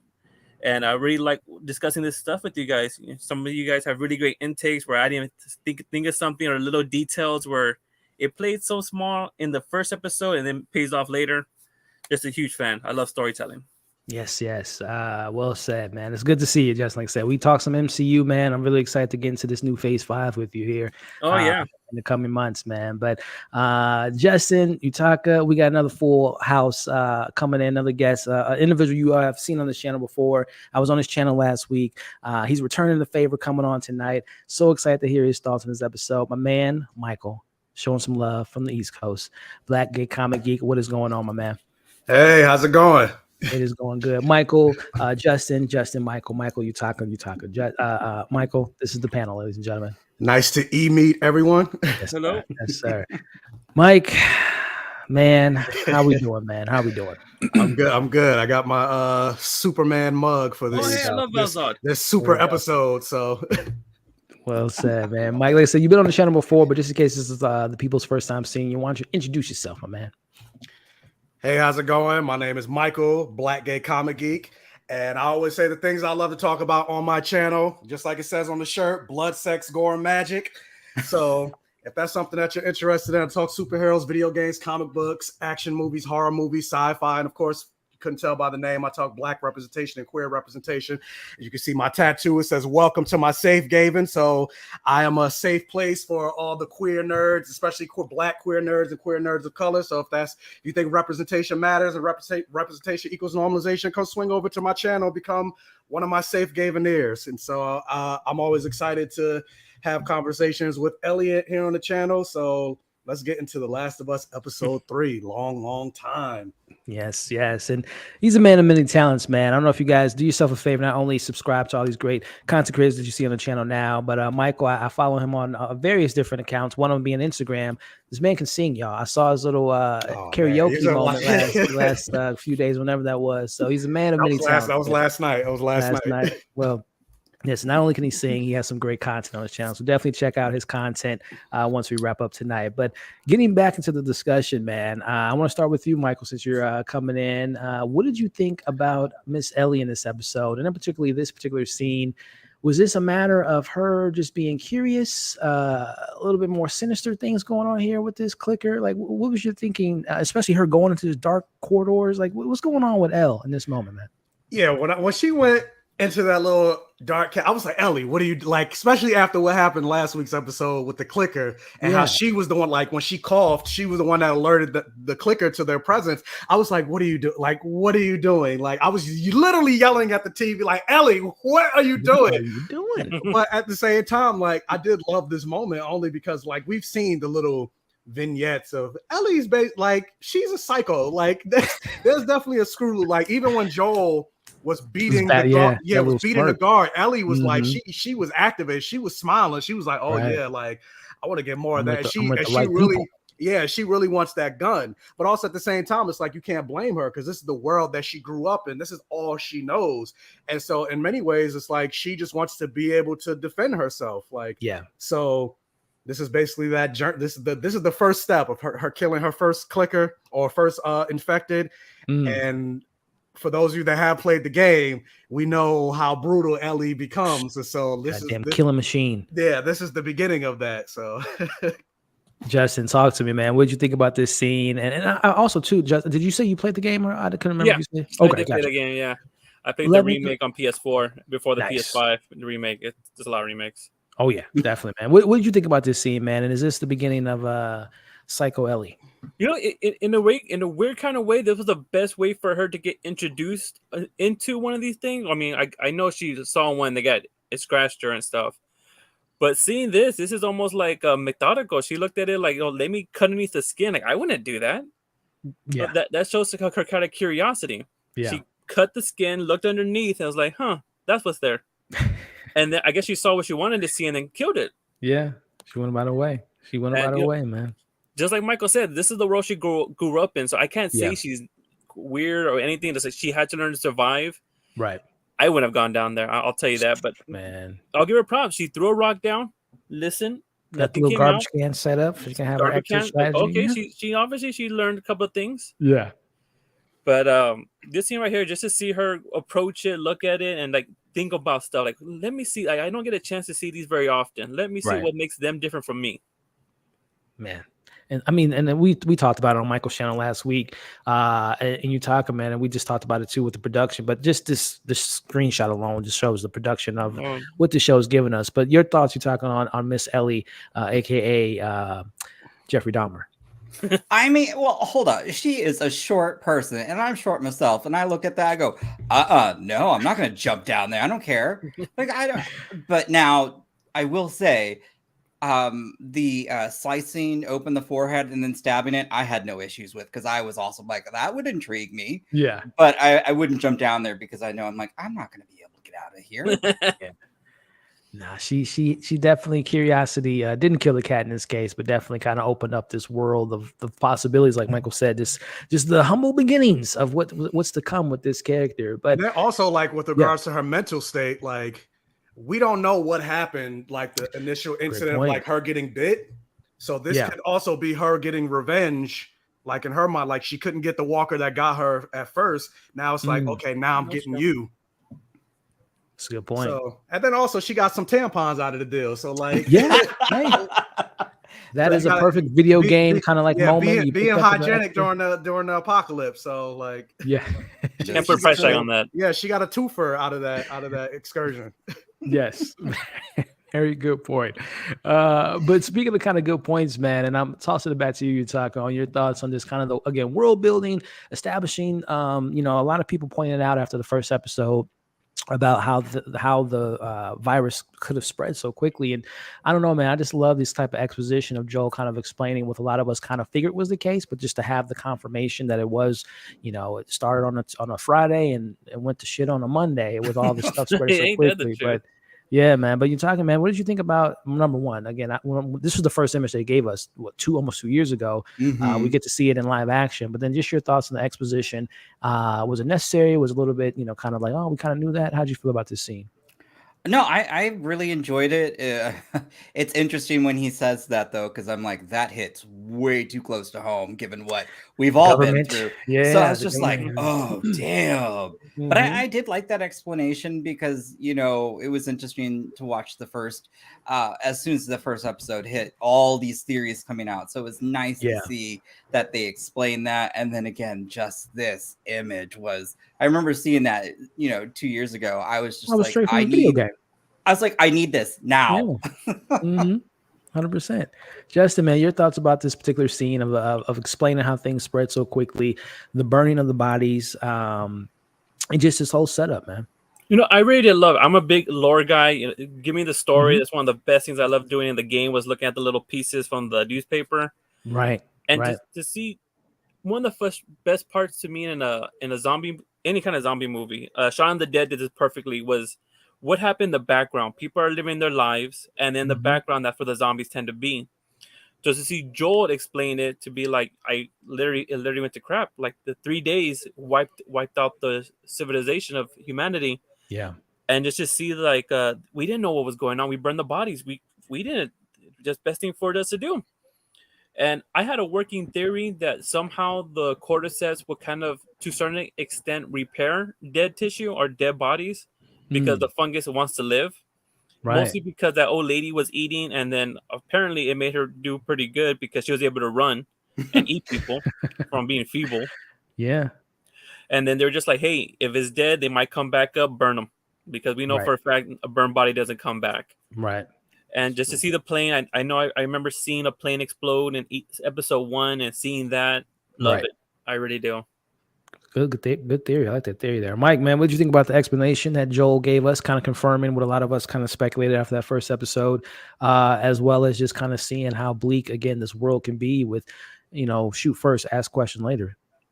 I mean, I love the backstory and explanation and things that we're getting in this show because it's stuff that we didn't get from the game and questions that a lot of us had while playing the game. And I think this show does a great job in not over explaining things, because that can also be a problem as well when you like get too much into the weeds and then you're just like, oh, like I like the story I maybe had in my head, or this contradicts with this. Because like I think about when Legend of Korra explained like the very first Avatar 1, and I'm like, but wait, but this contradicts what y'all said in Avatar the last, like this doesn't make sense. Yeah. It's just like but I like that they're giving us stuff but not giving us everything.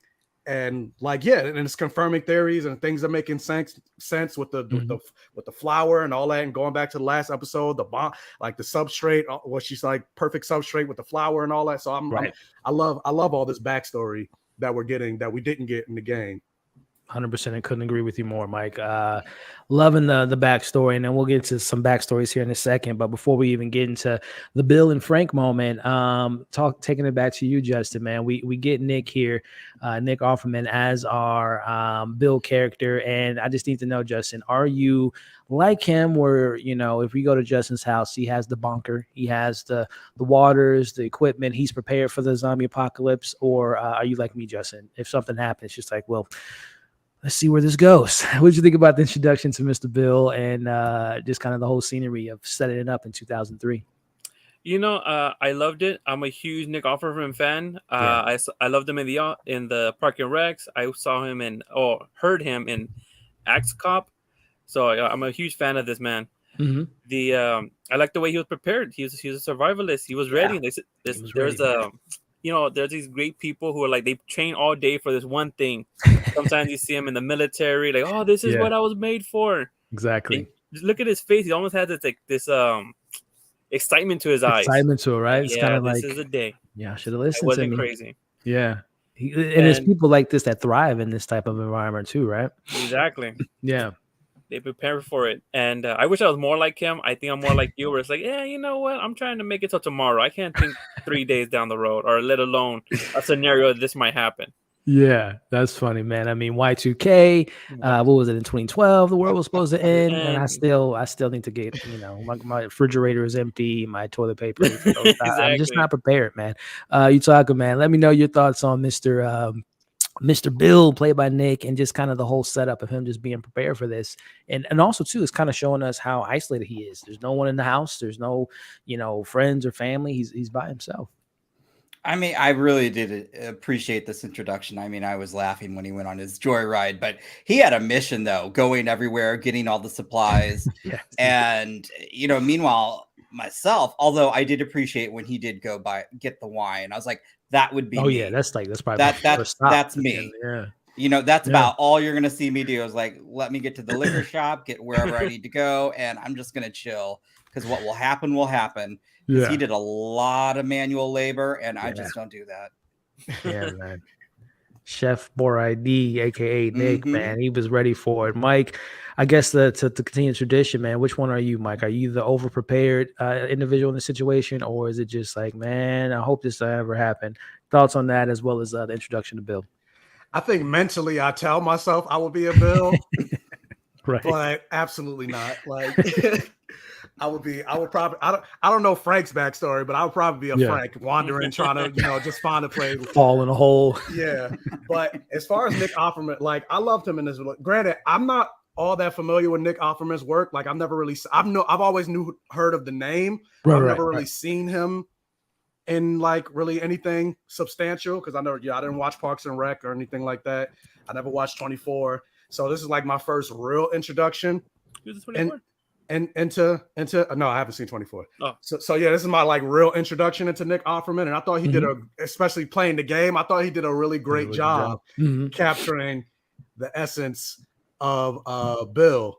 And to be perfectly honest, I was just like, see, like Bill is smart, because when the world collapsed, like when the world, like we all need a little bit of Bill in us. Yeah. So like, especially in this, like the era of COVID and all this other stuff, or when like the moment where in the news, they were like, oh, we might be running out of gas or whatever. And then everybody flocked to the gas station. Like when gas first shot up and you could barely go to the gas. It's like, yeah, we need to, or like even during COVID when we ran out of toilet paper and things like toilet paper and Lysol. It was like that's the thing. If we all had Bill in us, we'd all been stocked up. So Exactly. Bill was smart. And like when Ellie was like, he's a genius. So He is that. But he's also a pretty lonely individual. And this is where we get our introduction to Mr. Frank here. And again, all of us have played the game. And me and Yutaka was kind of talking about it a little bit earlier. But I guess starting with you, Justin, how did you like the change? You didn't like the change? And I'm referring to the kind of the backstory of Bill and Frank. Was it something that you appreciated, or was it something that you wish it maybe would have been the reverse? And as the game kind of plays out, we get the Ellie meeting Bill and they're back and forth. What do you think about this this change and the introduction to the backstory of Frank? Oh, I loved it completely. I think it was like the better way to go. As much as the game, I know I always have this argument with people, and adaptation needs to adapt from one media to the other. Mm-hmm. So in the game, it makes sense. You know, you're going from mission to mission, so Right. it makes sense to have Bill be there to give you a mission to do something. This is a story they're telling us. It's a live action. It's a TV show. There needs to be a change. Right. I 100% loved it. You know, you one thing to hear Bill and to see to see Frank's input into Bill was great, but to see actually Frank there and to see himself, not somebody's interpretation of him, somebody's memory of him who put their own bias into that, usually happens, but to see Frank himself be there to talk to him and to see how Bill reacted to it was beautiful. I 100% was behind this. Yeah, I was looking. This is one of as soon as I heard he was coming, I was looking forward to it because I knew so much was going to come from it. Well said, man. Yutaka, man. Thoughts from you as a video game player? Did you, we talked about it earlier, but just to elaborate on it more, the deviation from, in the game, you literally meet Frank. He's a corpse. He's not alive. He's not with us anymore in the game. But you get that that confirmation that that was his partner. But now that we get to see it on screen, man, what you think about Frank and Bill's relationship? I also loved that because in the game, while it was nice playing the game and seeing that they were showcasing somewhat of a story right there, I was like, oh, that's nice. And then, the ending, I was like, that is a awful ending because they ended on a sour note. So I was happy to see that changed for this adaptation. And I also like Murray Bartlett, so I thought he was a great polar opposite of Bill. And I would say Bill does look like he would go to an Arby's, which I don't think Frank ever would. Yeah. The Arby's moment killed me. Every time people bring up Arby's or I see an Arby's commercial, I'm like, how are they still? I don't know anybody that goes to an Arby's. Like, how? What voodoo? What devil bargain did they make? Like, how are they still open? It's a front. I don't understand it. I'm telling you, it's a front. Yeah, they're definitely selling drugs and definitely. Like, because I don't know anybody, like nobody, like literally, like I went to college in Tallahassee. There's literally I never see anybody in there. Like, so I'm like, how are they open? Like, what is going on? Something, man. I think I've only eaten. I know for a fact I've had it once, but I think I might have had it a couple more times. It wasn't all that great. But Mike, man, tossing it back to you, man. We got look at Sharonda. We got Sharonda. Arby's is fire. She said Arby's is fire. Not me texting. So basically, what we learned is Sharonda is the only one keeping. Sharonda is the one keeping Arby's open right now. She's the only one. Listen, Sharonda, I had it. They had what was it? It was like a brown sugar meat or something that they had at one point. I'm like, I gotta see it. Listen, it was disgusting. The brisket, man. Listen, I don't know. Listen, tossing it back to you, Mike. Your thoughts on this adaptation, this change of story? Did you like it? What did you think about it, man? So for this episode, okay, so tonight was my third time seeing this episode. Yeah, and how'd you do it? I'm gonna say Yutaka's seen it 4 times. You've seen it. I don't know if I can watch it again because it breaks me. It breaks me. Well, go ahead, Mike. Well, I gotta say, like, okay, so the first time I watched the episode, I gotta say, not that I was disappointed. I wasn't disappointed, but I was like, I don't know how I feel about this episode. I don't know if I like it. Not that I didn't like it. Okay, so let me rephrase it. Go on. So talk, because going with what you're saying about the adaptation and the Right. things that they changed, and because obviously this episode, because the first 2 episodes were very, for the most part, there were differences and things like that, but it was very consistent with the game. But this episode in particular is like it's a whole new, it's a whole new ball game. Obviously, there are callbacks and references and things that are similar and similar beats, and they get to the same place more or less by the end of the game, but it's very different from the game. And so I think for me, where I was just like, I had to think about how I felt about it, and that's why I was like, okay, maybe let me watch it a couple more times. Mostly because I think, because by the end of this episode, we know both Bill and Frank end up dying, but in the game, it's just Frank that dies, but Bill is still alive. And so for me, I was like, I think that's the thing that I don't know if I was like vibing with at first, because I was like, oh man, like why did they both have to die? Like, because well, I don't know if I'm the only one, but as the gay, or as a gay on the pair, I was just like, we're getting the rare gay storyline, especially with this episode being the main thing. And I'm like, why does it like both of it? Like they both have to end in tragedy. Like both of them have to die. So that's the thing. I don't know if I was a fan of at first while watching it, because I was just like, oh, like both of them have to die, especially knowing in the game Bill survives. Bill is very capable. Like he lives on and lives his life. But then after watching it 2 more times, I was like, okay, like being that they did make this choice, it's still like ultimately a beautiful episode. And for what they did, and the Bill, because this Bill is very different from the Bill I was gonna say in the game. And I'm like, okay, it makes sense for him to do what he did and go out the way he, like, it wouldn't make sense for him to continue to live on. And then also the message that he ends up writing to Joel about like, my mission was to save one person, and I did that. And so like my mission in life is done. So now I'm leaving that to you, like save. Basically, kind of the same thing what Tess said to Joel, save who you can. And so granted, he wrote that for Tess, but now he's taking that, like now that's his mission for Ellie.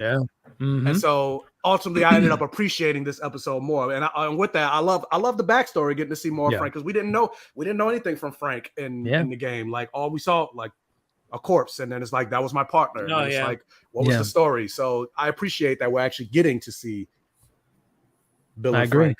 I agree. And I'm very curious once we end the stream and just throughout the week, just to kind of see from those video game players, going back to Justin's adaptation conversation, because, again, bringing up HBO, Game of Thrones, obviously they kind of took their own route and took the story in their own hands due to obviously the story wasn't written by Georgia. But I am very curious to know how people will. I personally, just to answer my own question, I like the change. I like the backstory. I like seeing the relationship play out. But I am very curious to see if other people's like, man, I wish you could have saw Ellie, like you mentioned, Mike, Ellie and Bill. There's some great moments between those 2 characters in the video game. So very, very funny moments, to say the least. But I think, again, going back to Justin's comments of adapting something, but also adding something new, because again, something about, books and comics, you don't want to just be beat for beat, because obviously what's the point of me watching the show if I've already played the game? I know exactly what's going to happen. So I think this is a nice little throw the monkey wrench in and to kind of throw the video game players off, because we're like, whoa, hold on, what they're changing some things, but I like the change, man. Justin, do you have anything else to add to that, man? Yeah, there are some great stuff I remembered in the game, and specifically what got me the most was that Bill had a magazine that was the first type of magazine that Ellie saw, which was something kids get into when they're younger. Right. So Joel had to get an awkward conversation about things, and I kind of miss that, because she found it. Oh, hey, what the? And Joel has to be like, well, you as this, he barely never met this kid. Now he has to give her the birds and the bees talk. So I kind of miss that. Yeah, for those that don't know, in the game, Ellie finds Bill's gay porn magazine. Yeah. And she's looking through it. Yeah, so the memos like that, I was kind of that's something I would miss. But when it comes to this new stuff, I completely enjoyed it. To see this interaction, to see why, Bill loves somebody like Frank and vice versa. Yeah. At the beginning, you can see where Frank was more upset, which I thought was going to lean into the whole. I think there's like a note where Frank says, "I hate you, Bill." And in the beginning, when they're having that fight about like Bill being a certain way about surviving, and Frank having these more like, well, it's not just surviving, it's living. We can't, that's not all there is to it. which was I kind of like the strawberry idea because strawberries are sweet and you enjoy a strawberry. You don't you grow a potato to survive.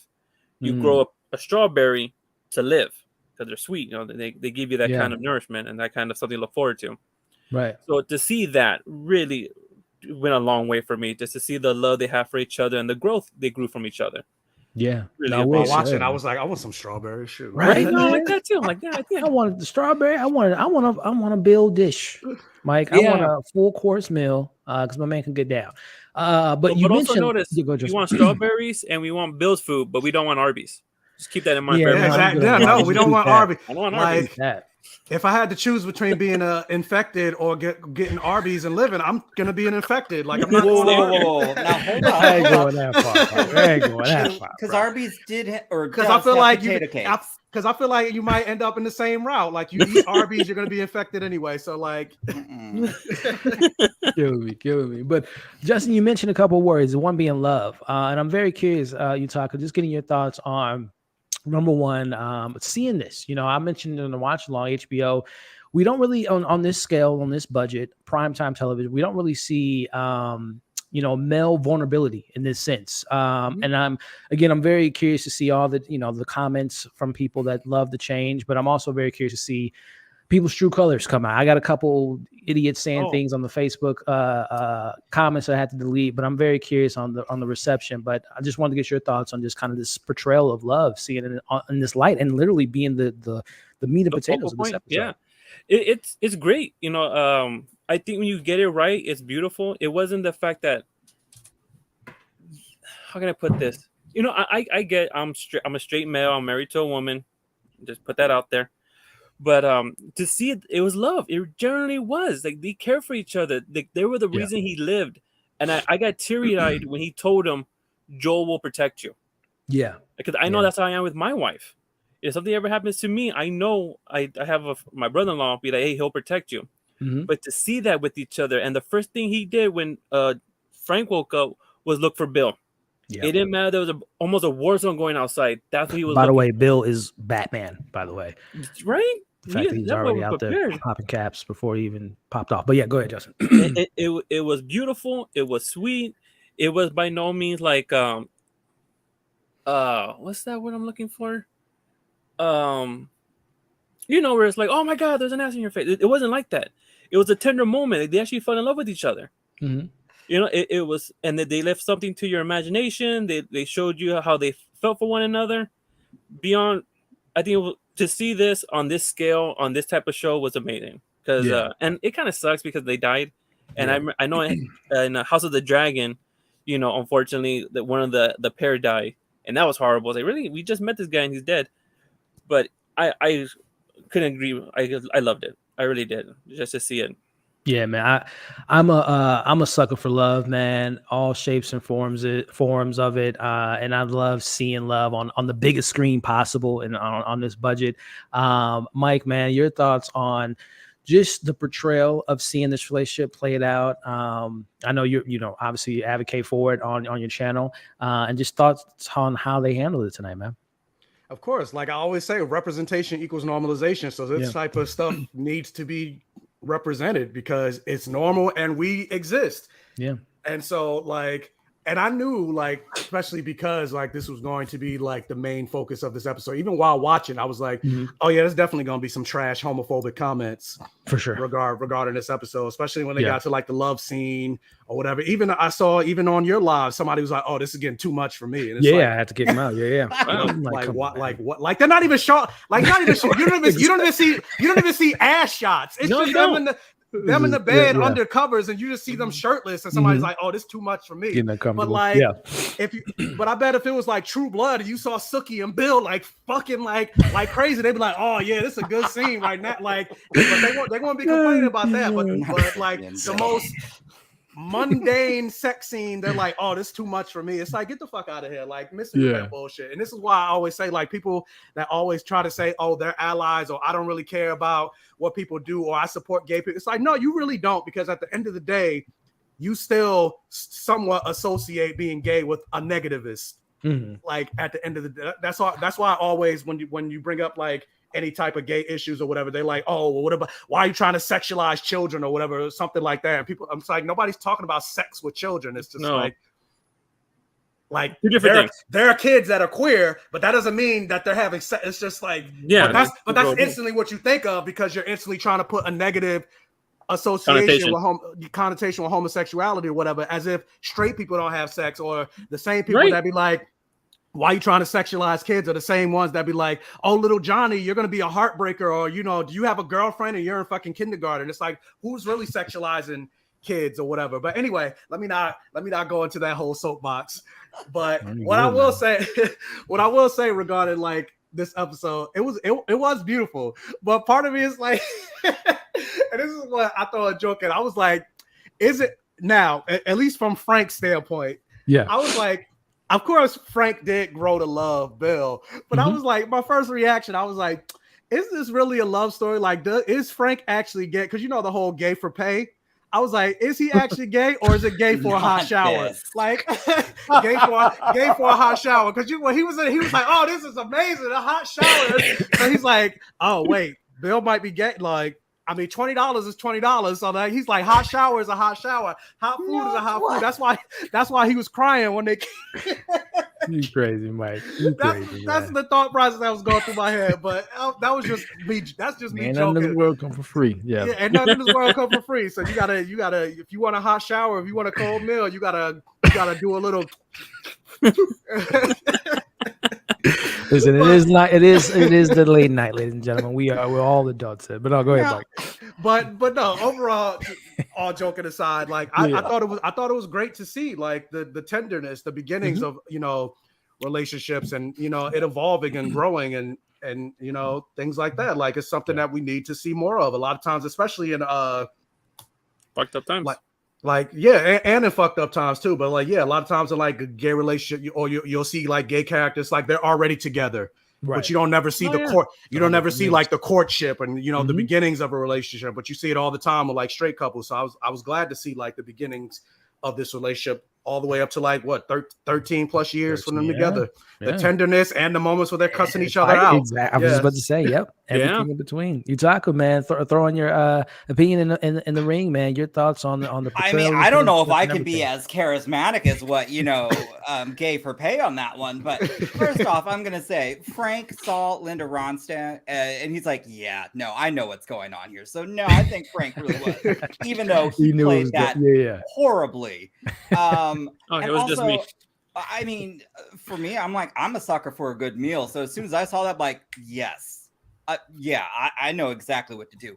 But I really enjoyed it because, again, in the game, it ends in a very, I still feel even more tragic way, because they left on a sour note. And in this way, as much as there is the bury your gay tropes, I really liked that they went out on their own terms and they still thrived this entire time, which I'm like, wow, we don't normally see that. I mean, I'm still looking at you sometimes, Walking Dead, but that is what it is.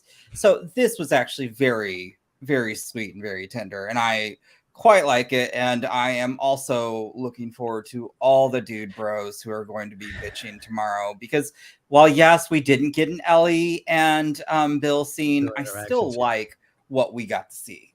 Yeah, I hear you. It's gonna be very interesting in the next coming week or so. But even the people that haven't played the game, once they find out Ellie's a lesbian, like I can see like the agenda. It's like shut the hell up. Play the damn game. Play the game. This game is queer. So I'm just like, I do. I really, really love this episode. It's one of my favorites of the season. So. Yeah, like I said, I know from a lot of people prior to tonight that they were saying that this episode really brought it, and it did, in my opinion. But speaking of bringing someone back, I know we talked about it on your stream last week, Mike. I mentioned, I wonder if there's any chance of Tess coming back, and hell, there it is. You know, a flashback, and much different. You know, she's the world hasn't been I don't say the world hasn't been as harsh to her, but obviously you can see her and Joel relationship early on, and seeing the opposites of, you know, Bill and Joel being on the same page, and seeing Frank and Tess being on their same page. So Justin, man, your thoughts on this flashback of sorts that we get here, and just seeing slight hints of Tess at the beginning of her dying, and this scene, and obviously the letter. But your thoughts on this scene here? Oh, I loved it. I am a sucker for these. I guess you can call them tropes. Where they in a sitcom there'll be like, these crazy scenarios where these people are gonna team up or whatever. Almost filler, but I loved it. It made perfect sense. Frank is that kind of person to be. I don't want to say a social butterfly, but he needed something to talk, somebody to talk to other than his significant other or his his husband. Right? They got married. Yeah, his husband. And so I don't know if they were married at this point. I think I got married at the end. Yeah. Well, husband. Either way. Yeah. And then of course, I just loved it being Tess. I really did. I was like, this makes so much sense given what I knew about Tess from her last episode. Mm-hmm. And then just to see Bill grow, because the way he talked to Joel, it was amazing. And like this really does work together. This is like an odd couple, but they just worked so well because Frank got along with Tess. I'm still wondering like how did he talk to her? He said the radio, but he was just like chilling one day, like I am on. That's TikTok, what I was wondering too. Like, how did they first come into contact? It's just, we just sending messages on the radio. Yeah, hey, exactly. Can anybody hear me? Like, anybody out there? And then given like what did Tess do to give Frank to be like, you know what, this is a good person. As crazy people that is out there, she's somebody we should get to know. So I want to see more. Like HBO, there's a spinoff right there. There's a good 20 years. Several. I would say there's several spinoffs. Yeah. What happened? How did Joel meet Tess? How did they get from point A to point B? That 20 years. Bill and Frank, because I'm pretty sure more stuff like that. That one Raider scene that we saw, I'm pretty sure there was more. Happened a couple different times. Yeah. I agree. And I would like to see more of Joel becoming friends with Bill. I love that letter. And then, like I mentioned before, when he got shot, and he told Frank, "Hey, call Joel. Joel will protect you." So that's some kind of trust he had with Joel to know that he can protect the one thing that meant the most to him in this world. Right. So I would love to see that. Yeah, listen. You think Game of Thrones, which I think they've only announced like 20 different spinoffs, and now we're only getting like 2 or 3 of them. But I'm pretty confident that we're going to be getting some spinoffs there. But you talking, man? Your thoughts on the return of Tess and just kind of the scenes of the bargaining of the we'll give you guns and we give you food and this, that, and the other, and ultimately Bill not taking the deal. I love Anna Torv. I've loved her since Fringe, so I was always very happy to see her just pop up again briefly in that scene. And I do like just the differences between Bill and again just I guess is the word dichotomy, I don't know, but I love that entire table scene. And when Frank and Tess run off and you just see Joel go, okay, now get that gun out of my fucking face. Right. Oh my God, I love this. Yeah. And anything, if they do a spinoff to bring back, Pedro, and absolutely. I think any day now we'll get some announcers. Mike, man, your thoughts on this kind of flashback sequence? And do you think there'll be not just from a 2013 but perspective of flashback, but more of maybe tests in the future and more of these kind of more quieter moments with these characters? Yeah, like you said, this was something that we talked about last week on my channel, where I was just like, dang, I was hoping, because we knew what happens to Tess based on the first video game, but I was like, I was hoping they would like maybe extend her character a little bit more, because I was like, man, you don't cast Anna Torv and just get rid of her that quickly. Yeah. And so now when we get to this episode and you see, we are getting more flashbacks and we are getting to see more of Tess. So I'm hoping that is what's the word I'm trying to use? A signal that we are going to get to see more flashbacks of the relationship between Tess and Joel, or maybe see Tess's life before she met Joel, or just more flashbacks with Anna Torv in general, because Anna Torv, I love her. Yuri said, how do you pronounce your name again? Yutaka. I said Yuri. I don't know why Yuri is the voice actor from Spider-Man. I don't know why that popped into my name, but Yutaka. But sorry, new one. It's the one. Because I loved her since Fringe.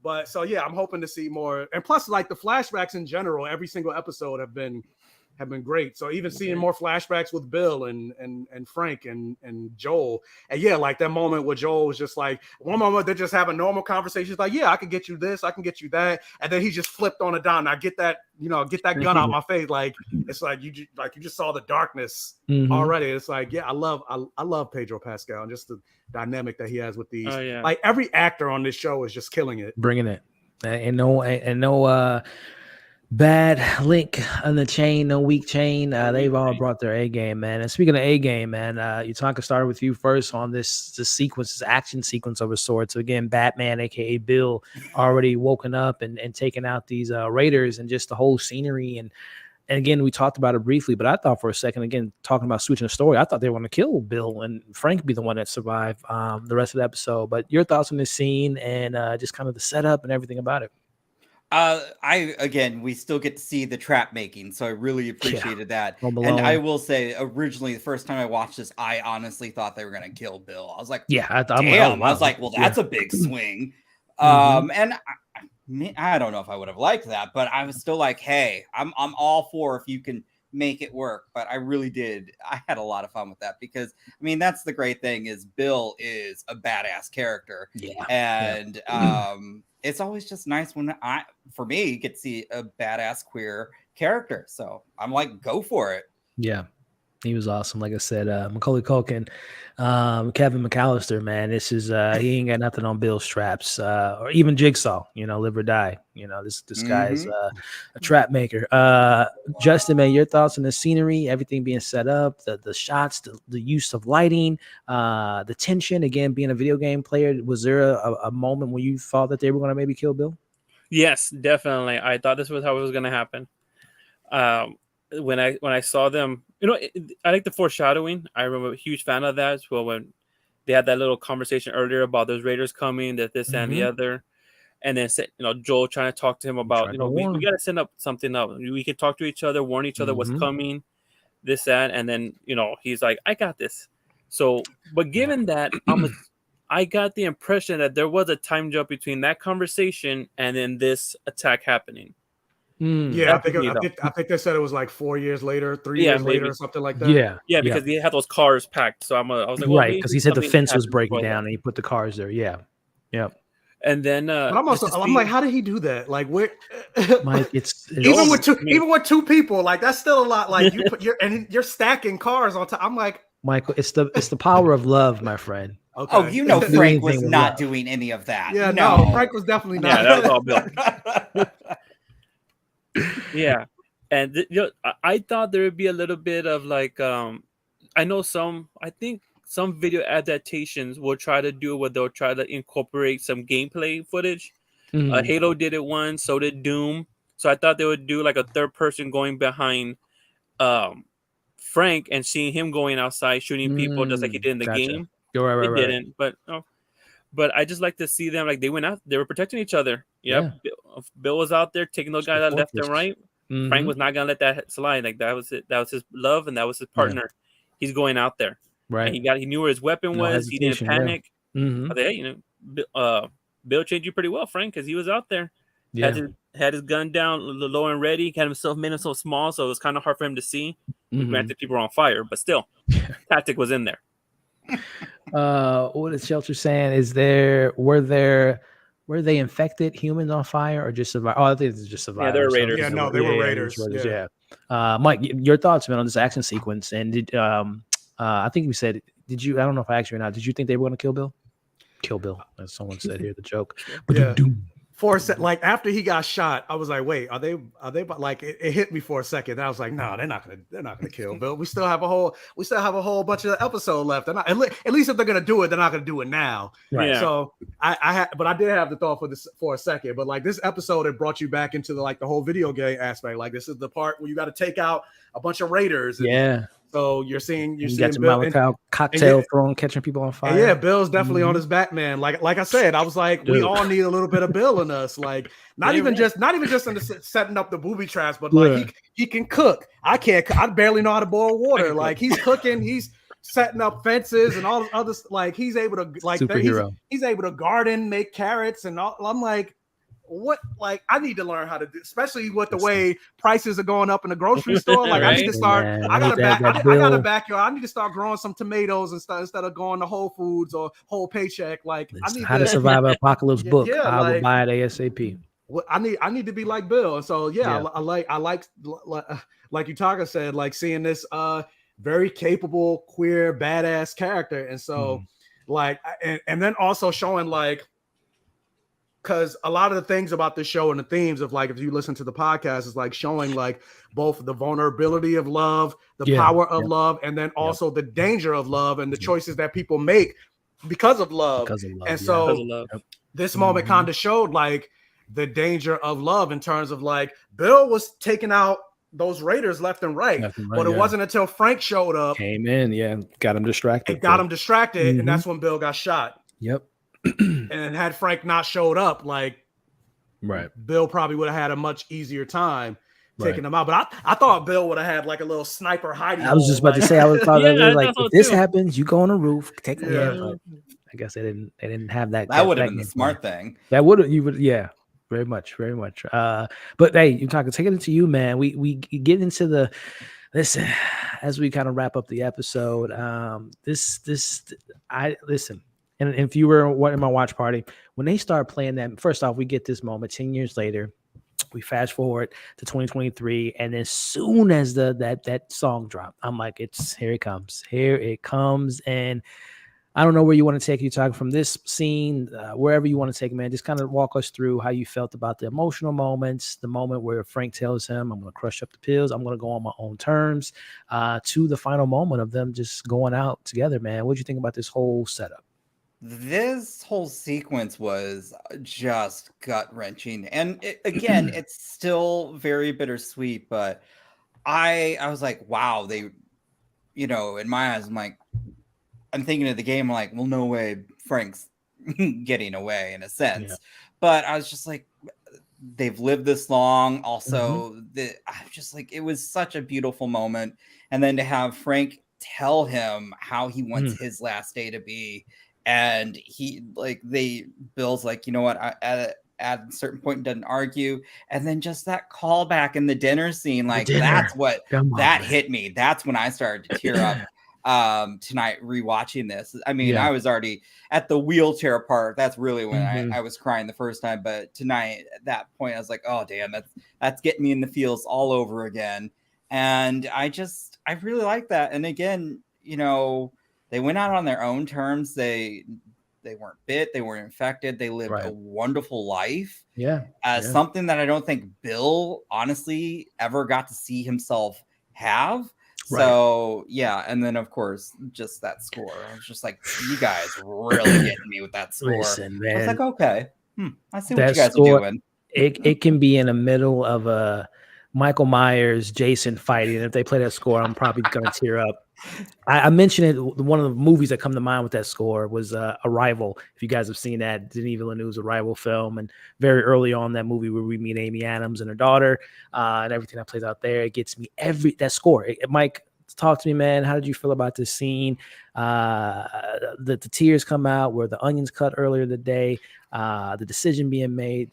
What did you feel about it, man? Yeah, this was tough. Yeah, and I think Bill, because I know during your watch along, you were wondering if he had like Parkinson's or something. I don't think it was Parkinson's, because he wasn't like shaking or anything. That's why he wasn't like shaking. I was thinking maybe ALS, possibly. Yeah, especially when he mentioned, like, not that there's a cure for Parkinson's, but also especially like ALS is harder to like manage. Like ALS is like, for the most part, people that get that, it's an automatic.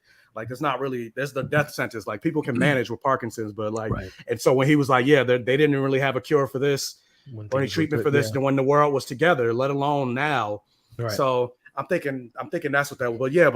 But for him to make that decision, like, this is going to be the last day. Like, a lot of people say, like, oh, people that, commit suicide or that take that quote unquote easy way out, they're cowards. They're taking the easy way out. And it's like, no, in many ways, truth of the matter is, like, taking your own life is a sense of bravery, because I don't think I'm brave enough to do that, because like that. So like to make that decision, and especially in this world, in this zombie apocalypse, like it's going out on your own terms. Like that's in this world, that's the best thing that you can do, because in this world, you don't know if you're gonna get taken out by a raider, if you're gonna starve to death, if you're gonna end up, getting bitten by an infected or whatever. You're saying, no, I had a good life, and I don't want to continue to, suffer, because this disease is only going to get worse. And so I want to go out, happy and, have good memories. And so, but yeah, it was tough, especially being on the other end, like from Bill's perspective. It's like, man, like this is the person I live for. Like, I don't want to be the one to have to administer this or whatever. It's tough. So yeah. Man, it hit on so many levels, man. Justin, how did you feel, man? Were you again kind of watching the phone, being like, man, I'm not about to cry right now, and suddenly the tears slowly come down, man? What did you think about this whole scene and the decision? Were you watching me? Because that's almost exactly what happened. I'm getting kind of curious. I was watching this. I was like, damn, this is gonna be hard. Like, you're right. The score hit. Oh man. And I recently I have really close relatives go through hospice, so it was kind of familiar with the medication and keeping them on almost like a routine. And then hear him talk about his feet being blue and he tried to make it to the restroom. It brought back a lot of memories. And you're right, Mike. To see somebody you love go out like that, it sucks. Yeah. So it hit hard. It really did, and they acted beautifully. Honestly, these two actors, commendable. I really felt it. And I couldn't stop crying. I was like, yeah, can somebody crack a joke? Can something happen here? I was like, man, clicker show up or something? Give me some. Yeah, man. As Bill was crying, that was me in tonight's watch along, man. I got a little emotional, man. Rightfully so, because I thought the performance was great. The score, I mean, everything, score, performance, the situation at hand. It was beautiful, to say the least. And as we kind of wrap up the episode, and by the way, as we're approaching 3 hours, again, for everyone that's been here since minute one or just popping in, I appreciate y'all. Just a reminder to like, share. By the time this video is fully uploaded, you'll be able to find these wonderful people's content in the description of this video. So definitely, especially with Tess's name being brought up, now having the truck and going to Wyoming, man, how'd you think this episode wrapped up and ended everything? And as I said in my watch on, this was a perfect way to, like, if this was a movie, this is a great end of the first half, jump into the second half of this series. Well, I want to know why they didn't take all the guns. That's just me. Like, you've got a bunker and you are about to get in this truck. You stock up. But I really liked the letter, and I thought it was very kind of, again, Ellie is incredibly blunt. So the part where she sees Tess name and just kind of pauses, I really liked that. She read the room. She read the situation. Yeah. Exactly. So I think it was a wonderful ending, and especially when you don't see Bill or Frank's body as well. Like, the way that was panning out, I was just like, what a great way to end it. And I mean, again, in the game, you can't, this makes me think of the last Jurassic Park movie, where they're doing like every single task and it goes from point A to point B. Yeah. This was nice that we don't see that. Right. So. Right. Well said. Justin, man, your thoughts again on wrapping up this episode. And I'm just curious too, we talked about Walking Dead. I think, and again, whenever we bring up Walking Dead, I appreciate Walking Dead for what it was at its peak, but I would imagine Walking Dead would have showed the bodies of Frank and Bill, just, not for like grotesque reasons, but just to make it even more impactful. But I actually like that they didn't show that. But your thoughts on the ending, man, and how we're going to get into the second half and this journey between Elle and Joel on to Wyoming. It was really beautiful. I do have this weird notice. I do notice a real pattern where it feels like everything that Joel really has to keep going for is losing. So he lost his daughter. Yep. He lost Tess. And I know he didn't really have that close a relationship to Bill or to I just blanked out his name. Frank. Frank, yeah. But it's this mutual respect. And like, damn, really, those guys are gone? Those other people I kind of had are gone too. So it was that line where he said, I'm going to my brothers. You're basically here with me. So as soon as I find out somebody can help you, I'm dumping you. because right now I need to find my brother. Right. So that really called on to me. It's all, and I understand it. He doesn't really know Ellie. Yeah, he as at this point he's doing it as a somewhat of a last promise he made to Oops. Tess. Yeah. But for right now, she's not really the biggest thing for him to keep living for. Mm-hmm. And I really respect it for not showing the body. Just like, they had that piece. Like, leave them there. Even in the letter, I locked the door. I left the window open, not to smell. Mm-hmm. And this is what's gonna happen. Yeah. And you're right. Walking Dead, they at its peak, it did some wonderful things. Other stuff was kind of like, I think you did it for the shock value rather than the actual story. Glenn. Yeah, Glenn. So that's when I fell off. Yeah, me too. That episode, Such I a left. hole. Never went back. It's so, not to derail this conversation, I'm actually thinking about rewatching Walking Dead whenever I get free time. Because I was just thinking about the other day, just like those first few seasons with the drama between Shane and Lori. And No, like season 2 was like, oh my gosh, Herschel, come on, man. Season 2 was like peak television. Yeah. Some great times. But we got this new show to talk about, Last of Us. But Mike, man, and well said, Justin, and you talk about Mike. Your final thoughts on this episode? I know Justin brought up, the piece. Hey, there's a piece that Ellie took. I think that's going to come up later on. That gun that she took. It's definitely going to be very helpful. Yeah. I mean, she's been wanting a gun since the first time we saw her. So in this world, she needs it. She needs it. In this world, she needs it. Yeah, sure. But Mike, your thoughts on this final moments here on this journey that they're going to go on, the letter, and everything in between, man. I thought the letter was like a sweet, very Bill way of like even to like to whomever, but probably Joel.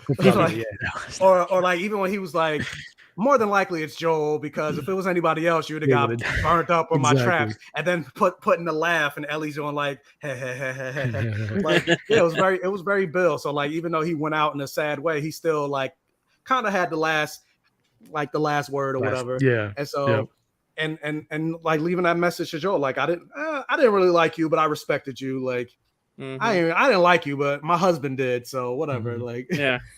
So I appreciate that moment. And then the words of like, the final push of like, because in the beginning of the episode, Joel was blaming Ellie for the death of Tess, and even Ellie had to come for him, like, it's not my fault. Like, and then like this moment, this letter from Joel is like, I think the final thing that he needed to like fully be on board with taking care of this girl that he doesn't really care for. And so now we're going to start to see the building of the Joel and Ellie relationship going forward. And so yeah, I appreciate it and like this whole thing. I will say though, like me though, I'm a sick individual. Like I'm literally blood sex going magic. I want to see the bodies. The maggots crawling out of the mouth. Yeah, I want to see the maggots and and going to what you were saying, like I don't think it was like the next day or like I think it was like some time, because like you mentioned, the candle was like bugs were all over the food. The food looked all nasty, like it didn't look fresh. So I think it's maybe probably like a month or so, like possibly. Wouldn't be surprised, man. But speaking of surprise, before we kind of wrap up everything, as we can see on the screen now, I kind of geeked out a little bit as far as just like a particular costume decision. As we saw Ellie's clothing, I immediately was like, yo, this is Ellie 101. This is truly, she's now, not that she wasn't Ellie before, but this is like, she's got the shirt, she's got the pants. I mean, this is literally straight from the video game. So I love a little nugget there. But man, wrapping final thoughts, starting with you, Justin. Just general opinion about just not only this episode, but this 3 episodes so far has setting up this journey that we're going on. And what do you hope to see next week based on the events of tonight? And if you got a chance to see the trailer. One thing I saw the trailer. I always did wonder what was, because of right now, the fireflies and the clickers tend to be the evil thing. And we've heard why the feds or whatever you want to call it. I forgot I always want to say Fedora. I know that's not what they're called. Thank you, Fedra. So I don't understand why people see them as just as harsh or even brutal, because at this point it's like, well, compared to what's out there, you're better off there. So maybe next episode we'll see more of that militaristic dictatorship taking over, where they're literally hunting. But it wouldn't make sense because they're very much like, this is our area, we're gonna guard our area. They wouldn't lose manpower to chase Joel. Even they didn't even know Joel killed the guy. They just know the guy was dead. Right. So I want to see that. And then who really knows about Ellie? You know what I mean? Because that girl told him take him to the other fireflies to try to find a cure, but who even knows that she's one infected, two is immune, Yeah. and if so, like if you think they run into a firefly, they're gonna be like, oh, you're the one they mentioned, You're the because one. I doubt everybody has a radio and they're gonna be planting that shit on blast. Mm. Like, hey, immunity over here. You know, I don't know that, so Yeah. that's well, kind of nobody knows, because remember, Maureen Yeah. said in the first that, like, don't tell anybody Yeah, about. So I think only she knew, and then the other girl that got shot in the ear, Yeah. and then Good point. eventually Ellie told Joel and Tess, because they were like, "We're not taking you unless we know what we have." So nobody knows about Ellie. I don't even think the other fireflies know about Ellie. So thank you. You know, so you get my point. Like, okay, so you're gonna take her to these fireflies. I don't think Marlene told you where to take her. I gotta go Marlene. back. So in episode 2, the place that was abandoned, Yeah, that Tess ended up dying in. right. That's where they were supposed to take her, but everybody's dead. So Everybody's they were dead. like, okay, now what? So now they're trying to figure out something. So now they're trying to find a different firefly base. And so the motivation is, well, my brother Tommy was looking for a firefly base out in Wyoming. Oh, okay. So let me go try to find him and see if maybe he has some information or whatever. Okay, that makes sense. But even we'll see how it goes from here. I'm really looking. Hopefully, more action. You know, yesterday, last week was really great because they had that tense scene about like you being so enclosed, and you see why clickers are so dangerous. Because one, you're in a closed space. Two, they're more powerful than you are. So maybe see more of that. That was always pretty sweet. And to see Joel and Ellie's relationship grow, because that was like one of the best parts of the game. Oh yeah. Yeah, that's the heart. That's the foundation of the game. And I think, like I said, in the second half of the series, 3, 4, and 5 will really kind of hopefully explore that more. Speaking of exploring, Chuck, I know you got a chance to see the season in advance, which is awesome. So without giving too much away, my friend, since you kind of already know what to expect, a little tease. Are we in for something a little bit meatier, a little bit more action? What we got, you talking? Let's yes. I again, I think there's more deviations, and they do really good job with it. But we've got some more action sequences, and there are a couple that I think people are going to be really excited for. Very awesome. And then the final thoughts too, as far as this episode goes, my friend. I mean, I think when you were asking the chat, I would still say this is a 10. I love the entire season, but this is probably my second favorite episode. We haven't gotten to my favorite yet. So. Ooh, okay. I'm like, which one's your favorite? Right. I guess we gotta find out. Don't tell us, but I want to know, like, what number is your favorite? I have to look back. I think it's 7 if it's the episode I'm thinking of, but So the penultimate episode. I would say it was HBO. We know the there's 9 episodes. No, there's 9 episodes. So, if 7's the one I'm thinking of, that would be it. But this was just done again. I love that they also dedicated more time to this. So that was just again, it just like these first 3 episodes I think are just so good. So yeah, I really do 10 for this episode. Nice. I got Justin, Mike, final thoughts, man. I'm excited to see like where we go. Like when you mentioned like Ellie putting on the Ellie outfit and then going back to her killing the infected in the beginning of this episode. Like this was basically video games. Now we got video game Ellie from this point forward, and the first 2 episodes were building to that, and even with the questions like, oh, what do we do that, like it's also showing that she's still a kid, but at the same time we're gonna see Ellie go some places, and it's not like if the video game Ellie is not one to mess with, and she's a kid, but she's smart, she's capable. So like we're seeing that, and like all the seeds being planted with that, starting with this episode, and now she's in the full video game garb, and so I'm excited to see what goes on forward. Just even based on the trailer that we saw for next week's episode, I was like, oh, I recognize that moment from the game. Well, we're ready to see. We're ready to see what goes on, because even kind of like The Walking Dead, it's like people be more afraid of the people than you are of the zombies and the infected. right. And so I'm ready to see. I'm excited to see more of that. Like I said before, like granted, the show hasn't ended yet. This is really the first thing we're getting in 2023, but I'm pretty sure, just based on these episodes, especially now there's 3 episodes, The Last of Us is probably going to be like one of, if not show, like definitely top 3 favorite things to come out of 2023, especially shows. Came out swinging. It did start the year off right in a really big way. And also too, I can't remember, based on the trailer, I can't think of that actress name. I can't think of her name right now. Oh, Melanie Linsky. Yes. The white lady? I'm a big fan of her. White lady. Who? I don't know. I just didn't know she's white. What was it? What was her name? Melanie Linsky from Yellow Jackets. Yeah, and she's That's where I been recognize her from. so many great things. I think she was in one of the seasons of Fargo's, if I'm not mistaken. She's the one holding the gun, and she's like, "I'm looking for such and such," and she pulls the trigger. Oh, in the trailer? Yeah. Oh, I don't know. Yeah, she's great. She was in a season of Castle Rock.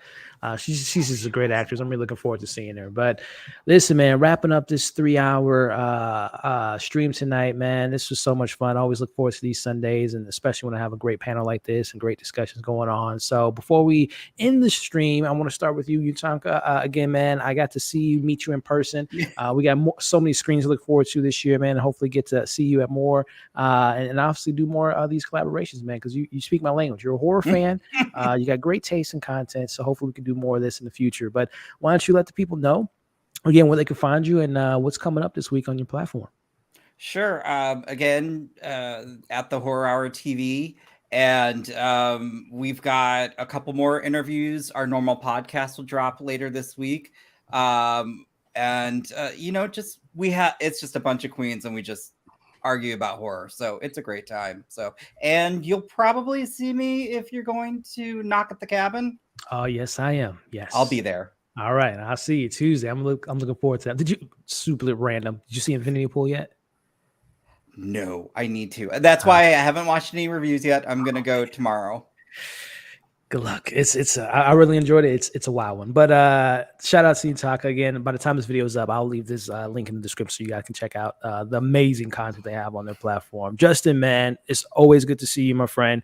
Can't wait to talk some more, our Marvel talks in the future. But why don't you let the people know, I guess, what you got going, man, and what are you looking forward to in the coming weeks from Ant-Man? And, we got you. I don't know if there's any you fans out there. You's coming back on Netflix. So what are you looking forward to in the coming weeks, man?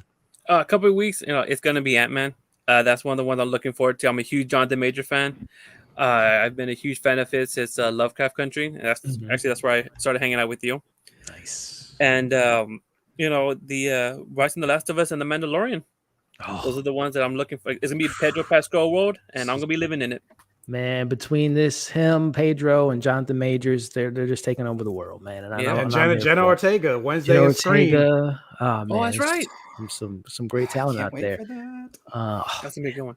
I'm excited. Speaking of great talent, Mike, you're always coming through, man. I always love talking to you. I know you're going to have your stream tomorrow. And I know you got a lot of other great stuff going, especially with this great singing career that you have. Because, again, man, if you guys follow him on Instagram, man, he lets the world know he's talented. Just a karaoke career. But where can people find you, Mike? And if you want to go ahead and, like I said, tell them about what your stream got going tomorrow and any other great content you got coming this week.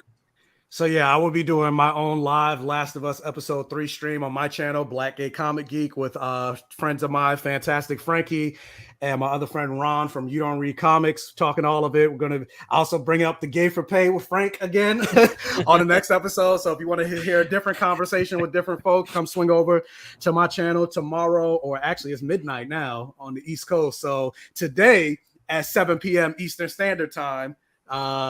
So come over. Also, Knock at the Cabin. I will be seeing that on Tuesday night. So I'll be reviewing Knock at the Cabin as well. Also, I just got the invite for the Ant-Man and the Wasp red carpet. So be on the lookout for that. My review, lucky. Review will be coming out for Ant-Man and the Wasp. Jonathan Majors, that's my husband. Hopefully I see him on the red carpet so I can propose to him.